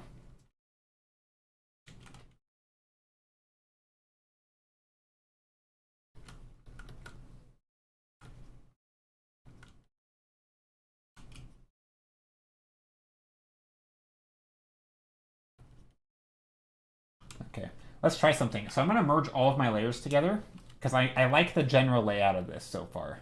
So what I'm going to do is I'm going to edit. Well, first I'm going to duplicate it again, and then I'm going to save because I'm probably going to goof it up. And ruining your own painting is not ideal, at least not without an alternate version of it saved. Yeah, Name of the Wind was a good book. I thought it had a lot of really... I felt like you got the sense that the lore in the book was extremely in-depth and like all the stuff. And I like that it had a hard magic system. I thought that was really cool. I think the idea of having this understanding and you kind of I'm a big fan of hard magic systems. At least I think you would call that a hard magic system, right? I mean, it has rules almost like physics, right? Like the laws of thermodynamics. Right? It has like these hard rules, and while it doesn't explain everything perfectly, obviously, I really liked it. I thought it was extremely fun, and it was simple, and it wasn't like it had this like element of unknown, but also you realize there was rules because some of it had these hard rules and some of it was like a little bit lesser known, but you kind of got the impression it also had these rules, but you just didn't understand them. And I really liked that idea. And I think anytime you have a world that's that well planned out, I don't know, it was really well done. For a short while, I was in an archive adding old music sheets to a database, so the place was filled with old dry paper, and during Christmas there was this one person who always insisted to have a burning candle. Dang. Yeah, see, that sounds like a terrible idea. I can't imagine anyone... I feel like if there's a single rule of, you know, old archives, it should be don't have flames, right? Like, you literally are in this dry place. And that's just crazy to me, but... yeah. I could also see how some people are... I mean, this is one of those things, and I've talked about this a lot on stream, sort of like having systems.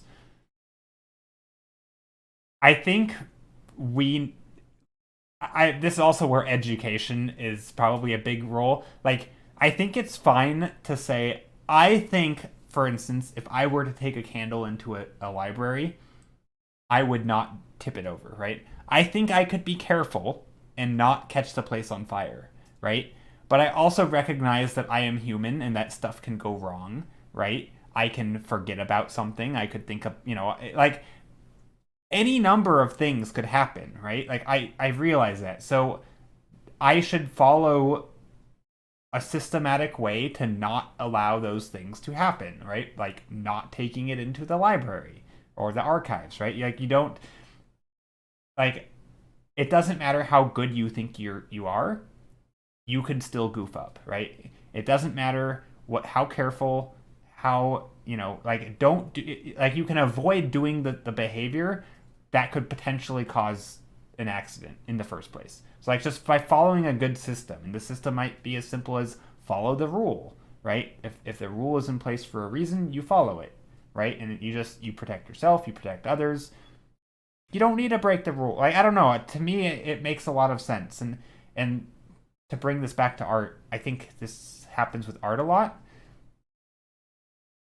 There's sort of a tendency to sort of throw all the stuff out the window because you know all the stuff and you don't need a good process. And process is kind of like having a system in place that ensures that nothing terrible is going to happen, right? It sort of guarantees to some degree, like if you have a really good system, a really good process, like you may want to deviate, and that's fine, right? It's obviously okay to deviate with art because the stakes are low. Again, it's a painting, right? It's not totally the end of the world, but anyway, I'm a big fan of things like that. Or like good habits is another example. Like, instead of relying on willpower, you rely on good habits, and you tell yourself, for example, I'm going to stream this day, right? This is my schedule. Monday, Thursday, Saturday, 11 a.m., right? That's my stream schedule. I'm not going to like it's non-negotiable, right? Like because I've decided that that's my schedule. If I wake up, there's plenty of days I'll wake up and it's like, oh, I don't want to do this. Trying to rely on willpower to do that is just bad. Anyway, we kind of talked about this last stream, but yeah, I just think it's good to form habits in good systems as opposed to actually, speaking of which, this reminds me of so there's a podcast I listen to called Darknet Diaries, and they just had an episode where they interviewed a penetration tester, which is somebody who essentially tries to hack or break into some sort of place or system or something. In this case, it was a website, but they explained that one of the security flaws they found was, well, a couple of them, but one was like the password. They wanted the site so easy to use that they actually made it so you don't have to have complex passwords, because they wanted sort of, if you decrease the friction of users, they're more likely to use your site, right? Because you don't want to. So making easy short passwords was one thing that they allowed. And people were like, yeah, but no one's stupid, right? Like everybody knows that they need a complex password. No one's going to use short passwords. Like somebody's going to do it, right? And so what they did, they actually found out because they allowed for short passwords, their password reset would give them a short password. So even on an account that was secure, they could go request a password reset. It would give them a short password, and then they could brute force the password because they knew it would only be 5 characters long, because the short password length was only 5-character limit, and for some reason the reset passwords were always also 5 characters. So even if you had a 30-digit password, you could just do a password reset on any random account and then start brute forcing it after the password reset, and you could get the one-time security code thing.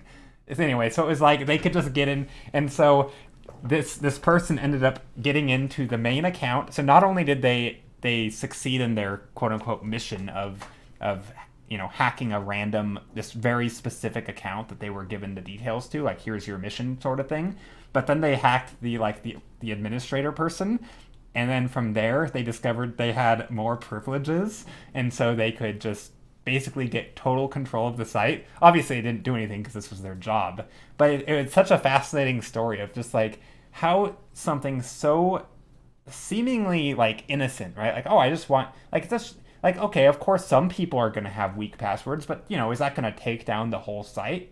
As long as the person with all the admin rights has proper password security or whatever, or, secure internet hygiene or whatever you want to call it. But no, it doesn't actually matter because you can just bypass that by sending a password reset. Anyway, I thought it was really fascinating. So anyway, that's a really fun podcast I've been listening to. talks a lot about a lot of sort of interviews with people who do like a lot of security stuff and a lot of hacking. I don't know. It's really fascinating. Anyway, that's a thing not related to art.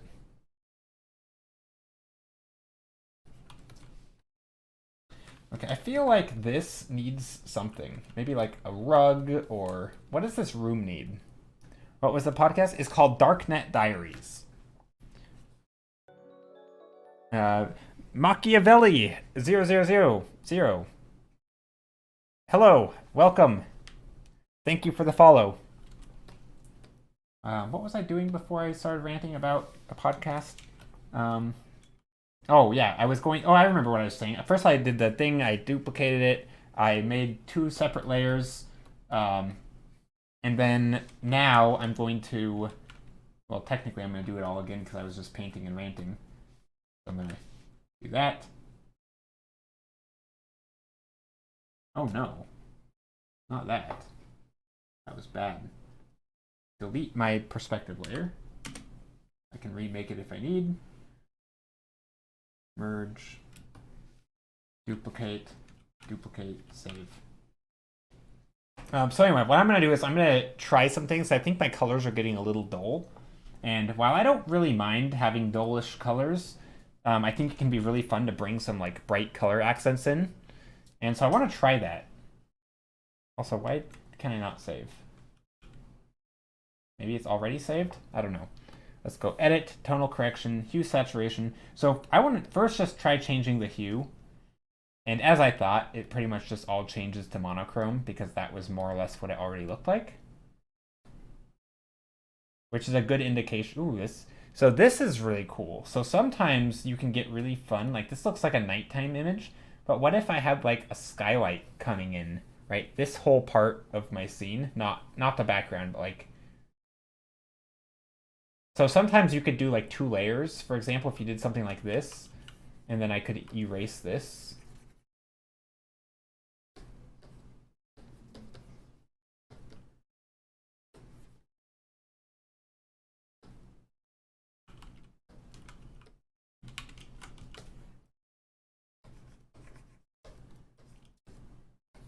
So that could be a thing. Also, I should not have done that. By the way, don't do what I just did. Okay, I'm going to delete this layer. I'm going to redo that, except I'm going to do it properly. Edit, tonal correction, hue saturation. I'm going to change the hue back to the blue that I liked.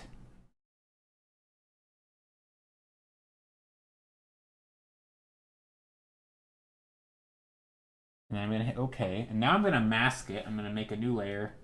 And I'm normally not a big masker person.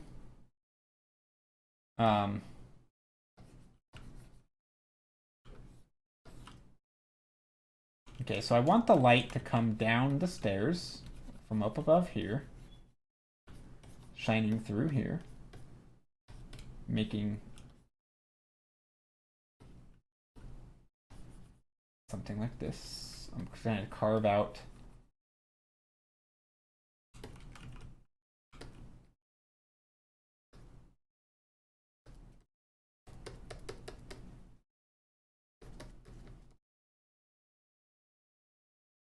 now I could just make this whole thing like that, or I could make some of it like that.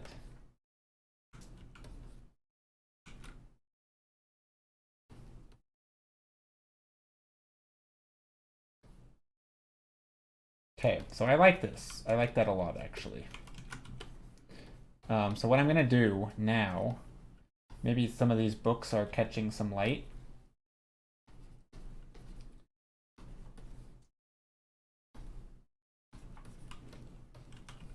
Right, because we have light shining in, so if there's any glowy stuff, like for example this, we could light it up. Just a little bit on the edges. So now I'm going to make a new layer again, and I think I'm going to edit tonal correction. Hey, Himawari, Hima, how are you? Himawari. Tonal correction, it's 7 a.m., nice. So now I'm going to change the saturation. I'm just going to crank it and see what happens. I know it's going to look ridiculous, but I'm just seeing what it looks like.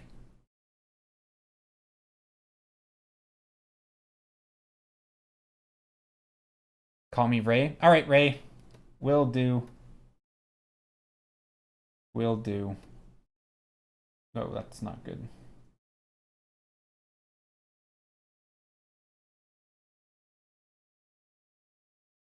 Sometimes it's fun to just take things like this that are very, very bright and saturated, flip them on, flip them off, see what it looks like. Maybe we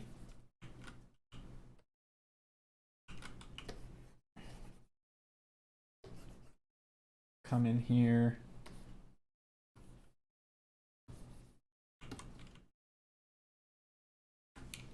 No, but yeah, how are you doing this early morning?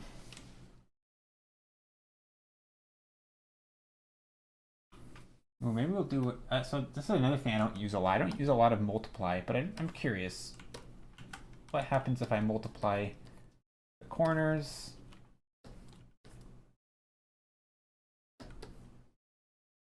It's not bad.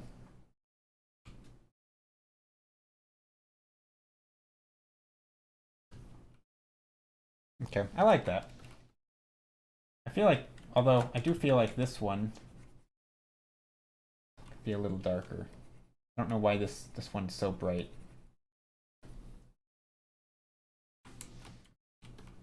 Yeah, I hope everyone's doing well today. Dang, stream's almost over.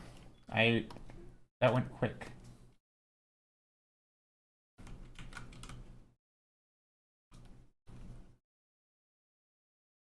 I guess when I'm sucked into painting, time does go by fast.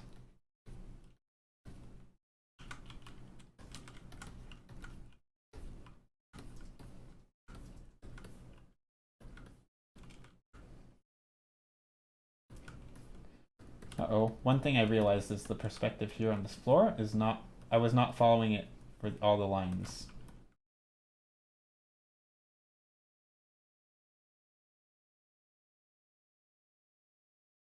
Alright, so now I'm sketching in some floorboards.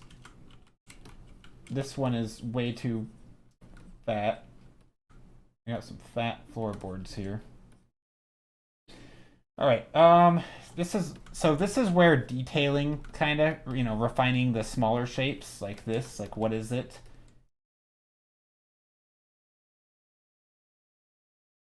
Some sort of statue or something.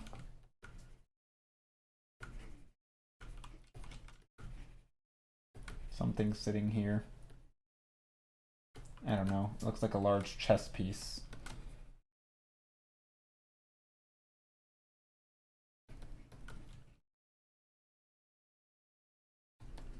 Something like that. Maybe some specular lighting. I do feel like some sort of mat in here. Maybe it's a lamp. Yeah, it could be a lamp. Oh, that's true. It could be a little lamp. Maybe it's even lit. Well, it wouldn't really make sense for it to be lit because the lighting doesn't reflect that. Maybe some little totems or something. Magical things. Oh, that could be fun. Like a room of magical things. So there could be like little lamps in here. Stuff with all sorts of fun trinkets and artifacts. Sort of like a little collection of things.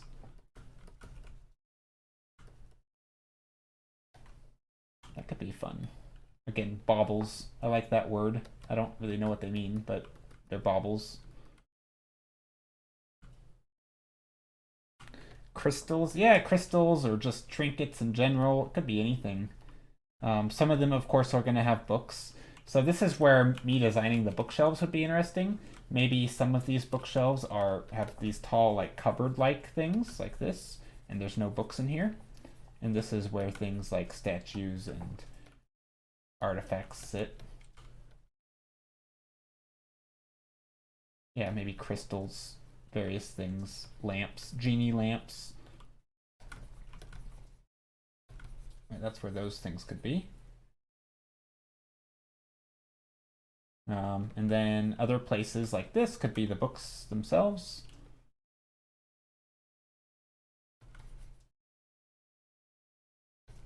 And then other places could be, again, more books, like up here. But if there's a place where I don't want books, then I can just remove them. I've tried to make something with gradients and colors, not sure of it, but it looks not too bad at a distance. Oh, nice. Do you want to share? Also, does anybody want to share any art they've done?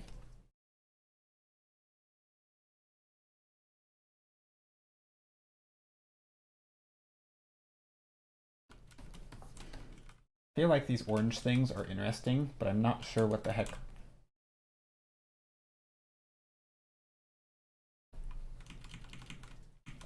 They are. Maybe there's some orange markings on these books.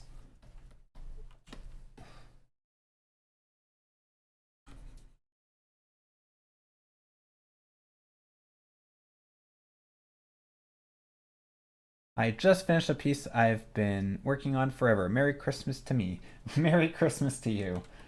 Congrats. That's exciting. Thanks. I will say though,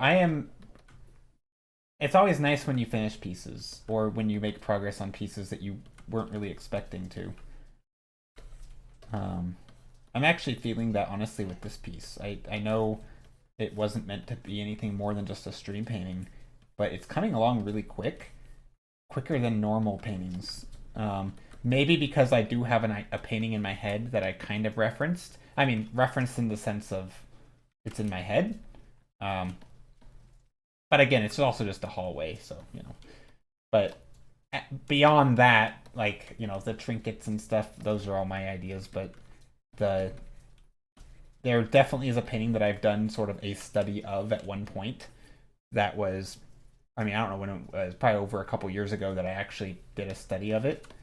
But it kind of had a similar setup to this. It had, like, again, kind of like a focal point on off to one side, sort of a long hallway and a room at the end. So it's kind of the same. But I think it was set up totally different. I think it even had windows on one side, light coming in. It was much more narrow.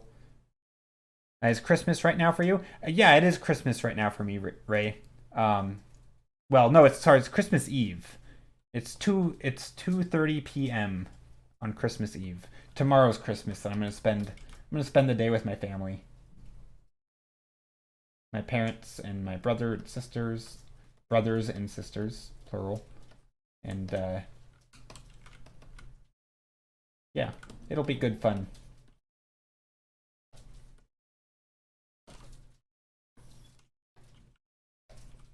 What's happening in this corner? Maybe there's another bookshelf here. I kind of don't like drawing multiple things on both sides. It feels too unnecessary. Hey, Christmas Eve. Yeah, it's the 24th right now. Technically, Eve means evening, right? But so it's not the evening, but you know what I mean. It's the day before Christmas. I guess also known as Christmas Eve. Also, do I want this like a banister or not a banister? I want that to look.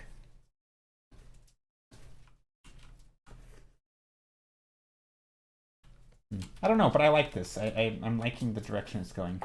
I think now, yeah, happy Christmas Eve. Thanks. Happy Christmas to you too. Or Christmas Eve or whatever it is. Doesn't really matter. It's all kind of the same time of the year. So, Merry Christmas, Happy Christmas Eve, or not Eve. Okay, so what I'm going to do, so a thing that I've been trying to do more, and this is more of I think a preference thing, but it's sort of a preference to add complexity to paintings. I oftentimes, because I build up my paintings in silhouettes, right, like dark against light, right? So if you think of like, if I point at, I'm going to make a red arrow to everything that is dark against light. So like this is dark against light. These railings are dark against light. This is dark against light.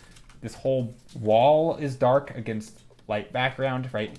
The backgrounds are light, but sometimes I want to do the opposite, which is have light shining down.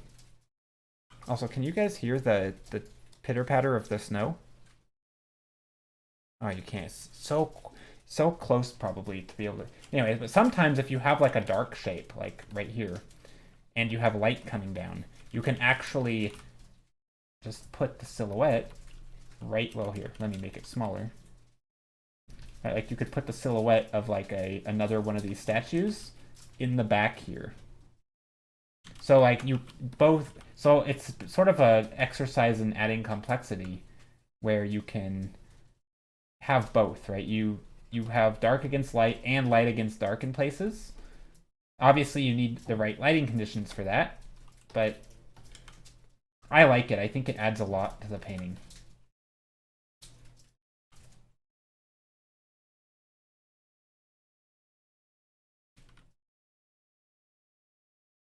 Maybe there's stuff hanging down here.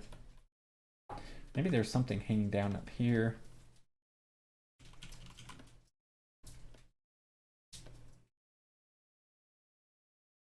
But I'm going to put it off center because I don't want it's not really a focus.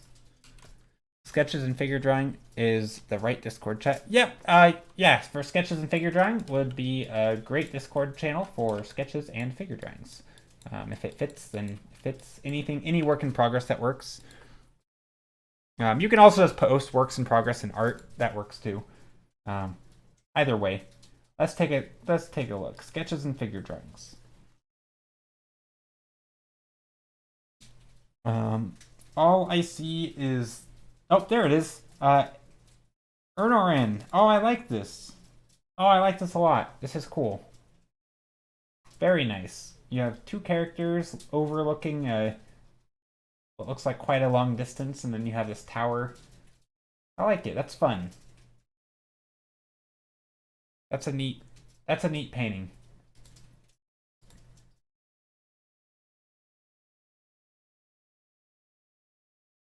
Yeah, it looks good. I feel like you have a good sense of like overlapping the shapes. You have some atmospheric perspective going in there.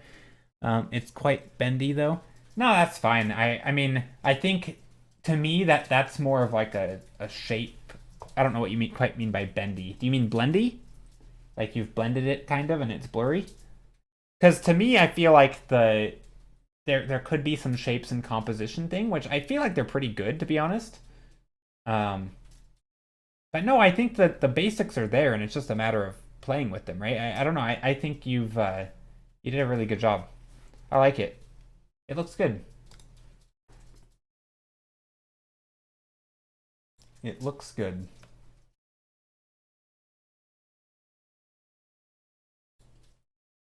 I'll be waking up or fall asleep again. Oh wait, did I just share? Oh no, that's right. Okay.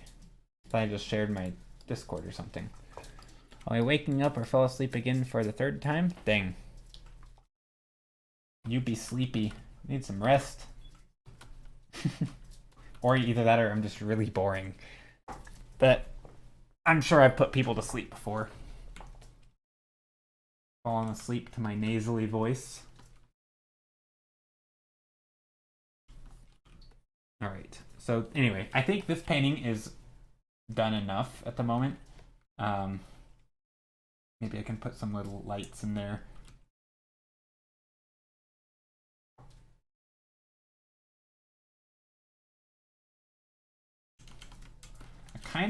Gosh, I'm so tempted to put blue back here. Because then I would have light here, blue. Oh, gosh, I'm so tempted, but I don't think I'm going to. But it's little things like that. What about a cat? A cat could work. Sure, let's do a cat. Should it be sitting or walking? I feel like walking. Walking towards us, maybe. Let's do it. Okay, hold on. Cat walk. I gotta Google references for this. Cat walking toward camera. There we go. Let's see. Horizon line is like middle of the page. So we should be looking down on the cat a little bit. There's a good one. Here's one anyway. It may not be a good one. The silhouette's not very good. I need one where the cat is like turning the corner.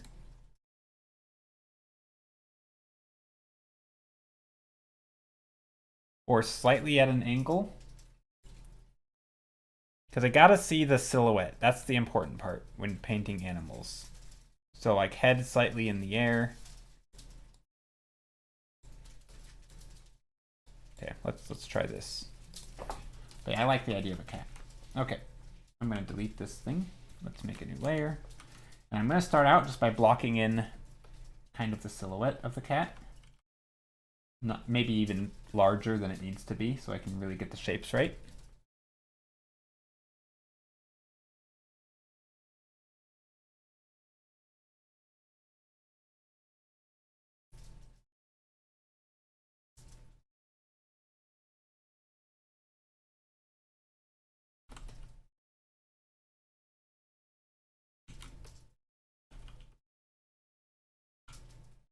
There we go. I'm still amazed that you guys can't hear like the pitter patter of the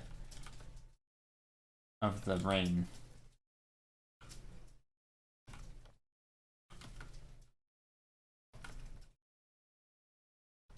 Okay, I posted your finished piece in the art channel. Oh, let's take a look.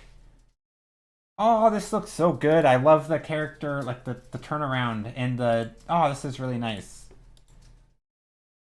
This is cool. Also the clearish see-through fabric, that is super cool. I am always blown away by like clear clothing, like when you paint it. It's such a hard, it seems like such a hard effect to pull off. And I feel like you did it great.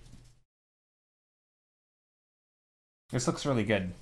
So yeah, if you guys want to know what I'm looking at, it's in Discord. You should go look at it. It looks nice. Very cool. Very fancy.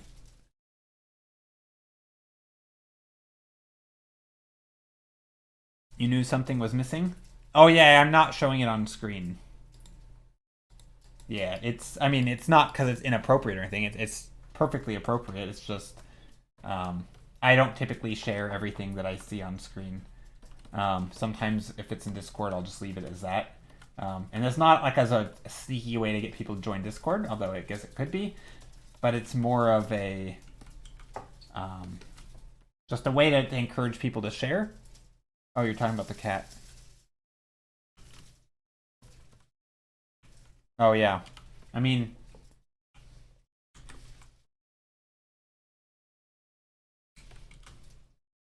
I don't know. I feel like it does need eyes.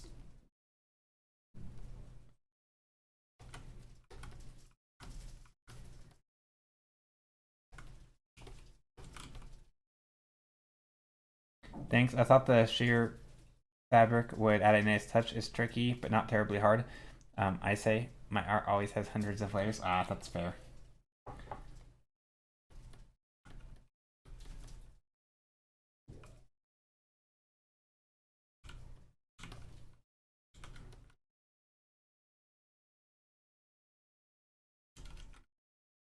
Our thought process was quite similar. For me, it is necessary with the sheer fabric. Ah.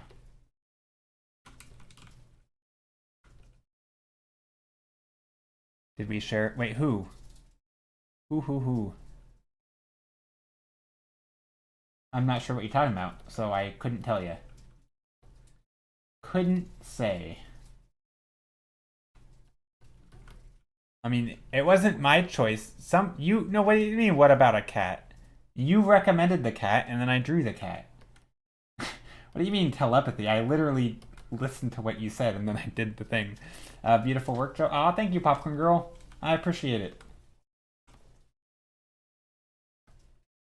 Okay, so the light's coming from that way, so we can add in the cat this way. Maybe I'll bring in the blue into here.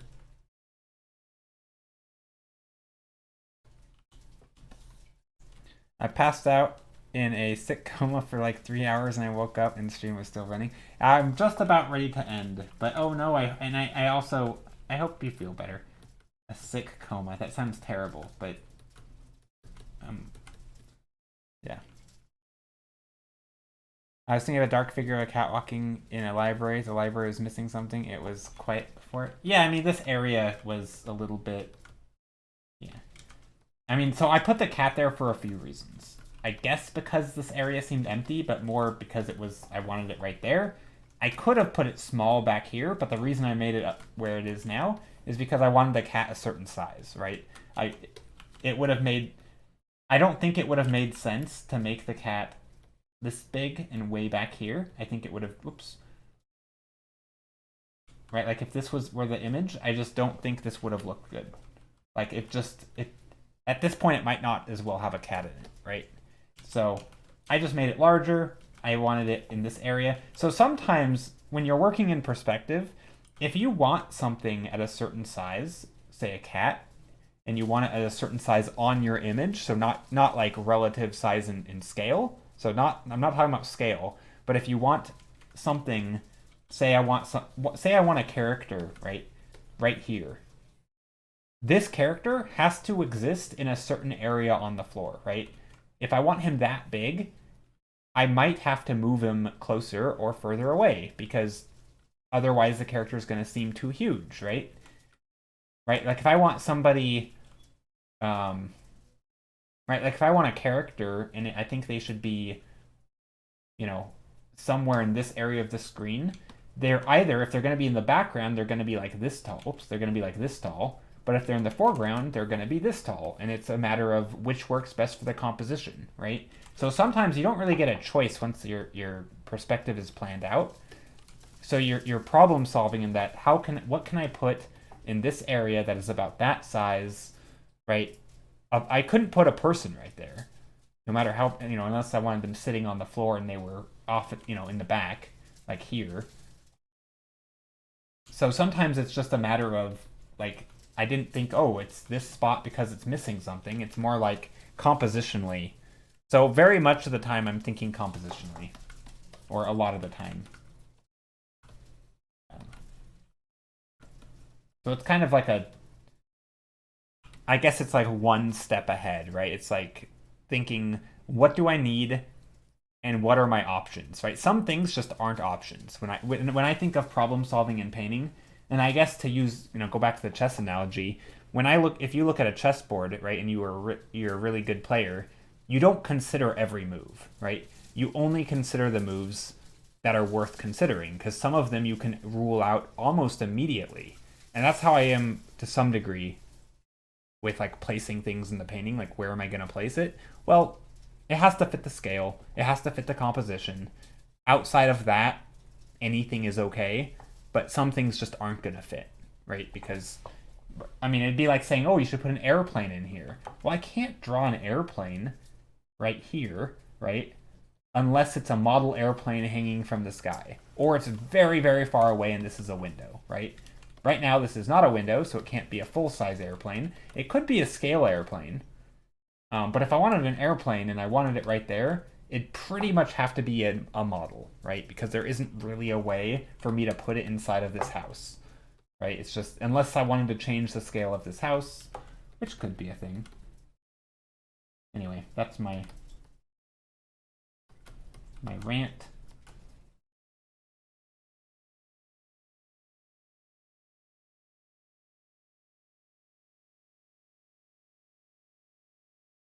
No, I think it's the perfect size, just like I wanted.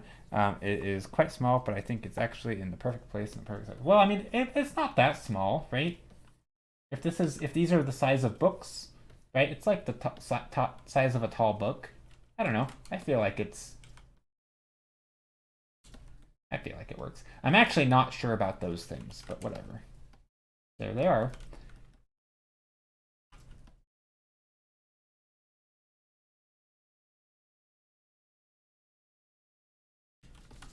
Maybe I'll put another one over here.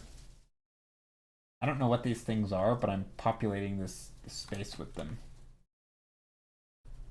1, 2, 3, 4, 5, 6. 1, 2, 3, 4, 5, 6, about. So 1, 2, 3, 4, 5, 6. There we go. I just want to make sure that I have the same number of etchings so that the size will feel slightly relative. Of course, I'm thinking about perspective too, right? If this is the horizon line, and these things are all right below it, so all of these have to be right below it as well. They look like glowing pumpkin snacks. Kinda, yeah. They could be. I mean, this is the nice thing, and I say this all the time, but this is a nice thing about sort of this process, is I don't really know what any of this is, right? Like, this could be a little trinket or bauble, right? So if you wanted to turn this into, say, Halloween themed, you could take this entire composition and start saying these could be stacks of pumpkins, right? This could be spooky stuff. There could be bats, right? You could put things in here that are, you know, bats flying around. Like, you could turn this into a whole Halloween-y painting, right? Here's some bats. Just by deciding that this theme is Halloween themed. Actually, I kind of like the bats in there. That's kind of fun. Birds for scale, but in a house. That is not common, let me tell you. It's not very common people do birds for scales in indoor scenes. I actually like the bat idea, though. And which means maybe this is a Halloween painting. Anyway, maybe not right now. We're too close to... I'm actually going to end stream right now. But this is a thing. Anyway. So yeah, this is today's painting. Thank you all for being here. I realize I'm kind of ending abruptly, but not really, because this is almost at the 4-hour mark. I'm just going to write in my name and make it slightly larger. And put it right there. There you go. Halloween theme right before Christmas. Be like, yeah, I mean, the point is, like, I'm not making this Halloween theme, but the point is that sometimes you can take a composition like this where I'm starting from the image building perspective, like I'm building it up composition wise, right? The things in the image can change, right? So for example, if I wanted, I could do an edit, tonal correction, hue saturation, right? So I could change my hue slider. And I could be like, oh, this looks much more Halloween-y. Or this looks something else. Like, this looks, I don't know, like whatever it is, right? Maybe I want to do an evil villain's lair and I want these colors. Or, right? Like, you can change up the colors or try different things and maybe you get a different idea, right? Maybe you want a mad scientist's laboratory, right? And so you pick this green and instead of these stairs back here, you put shelves of bottles and experiments and, you know, some crazy silhouette of a mad scientist in the background, you know, laughing or something with his, you know, classic villain laugh, right? And it looks all gloomy. You know, maybe these are skulls on the shelves. Like, I feel like you can take a painting in a lot of ways when you haven't really... all you've designed is like the bones of the painting, right? I've designed the architecture. I've designed, it's kind of a blank slate, right? And from here I can color it. I can do whatever I want. OMG, so pretty, Joe. Oh, thank you. Thank you, Observer. And yeah, Merry Christmas to everyone. Happy holidays. Hope you all have a good New Year. I'm still streaming on Monday, so let's see what else. Oh yeah, so tomorrow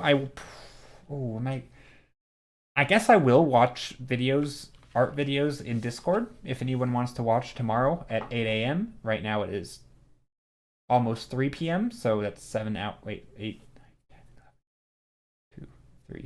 hours before right now, but tomorrow I will watch some videos in Discord for like an hour. So yeah, if you want to join Discord, there it is.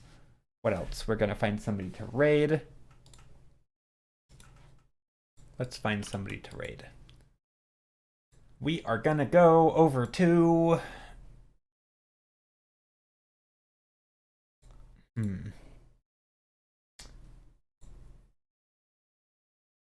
Oh gosh.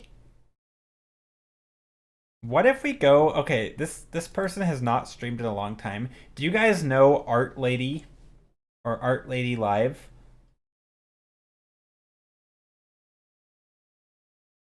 Oh wait, I think she's ending. Hold on. I just took a peek in her stream. It's been a super long time since we've been over there because she's not normally live. Um,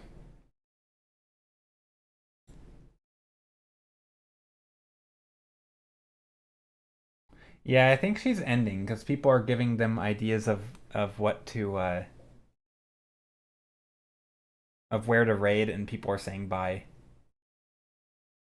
But anyway, her stream is super cute. I don't. I'm gonna shout her out. Art Lady Live. I don't actually know if she's ending. I'm only guessing because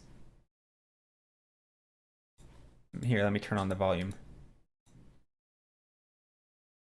Anyway, she's super sweet, and I think it'd be fun to rate her, but I think she's ending. Oh yeah, she is ending. Okay, we're gonna find somebody though. So anyway, that's somebody we could have rated, but if you guys want to, I don't know. It's a fun stream. Let's see, we could rate DZ Cow again. Probably not though. Adamo Sketches, we could rate them. Who else is online? Some artist. He doesn't really chat much. I guess we're going to Skittle. I mean, Skittle is a person we go to all the time, and you guys all know Skittle. He's great. He's doing Christmassy stuff, probably. Oh, thank you for the follow. A Caradobiel. A Caradobiel? I don't know how to say her name, but thank you so much for the follow. So yeah, we're going to raid Skittle. Thank you all for being here. I will be live on Monday. I do have a Discord, and you can join that. I also have a Patreon, among other things. If you'd like to support me further, I try to post time lapses of all of my stream paintings, so this one will be included. And let's see what else. Oh, I have so I actually have two YouTube channels. I do have a YouTube channel for all of my VODs, which is a new thing. Not that people care, especially if you're here, because you've seen it live. You don't need the VOD anyway. So that's a thing. It's just my YouTube channel name with VODs at the end. So it's JStiller30 VODs, I think.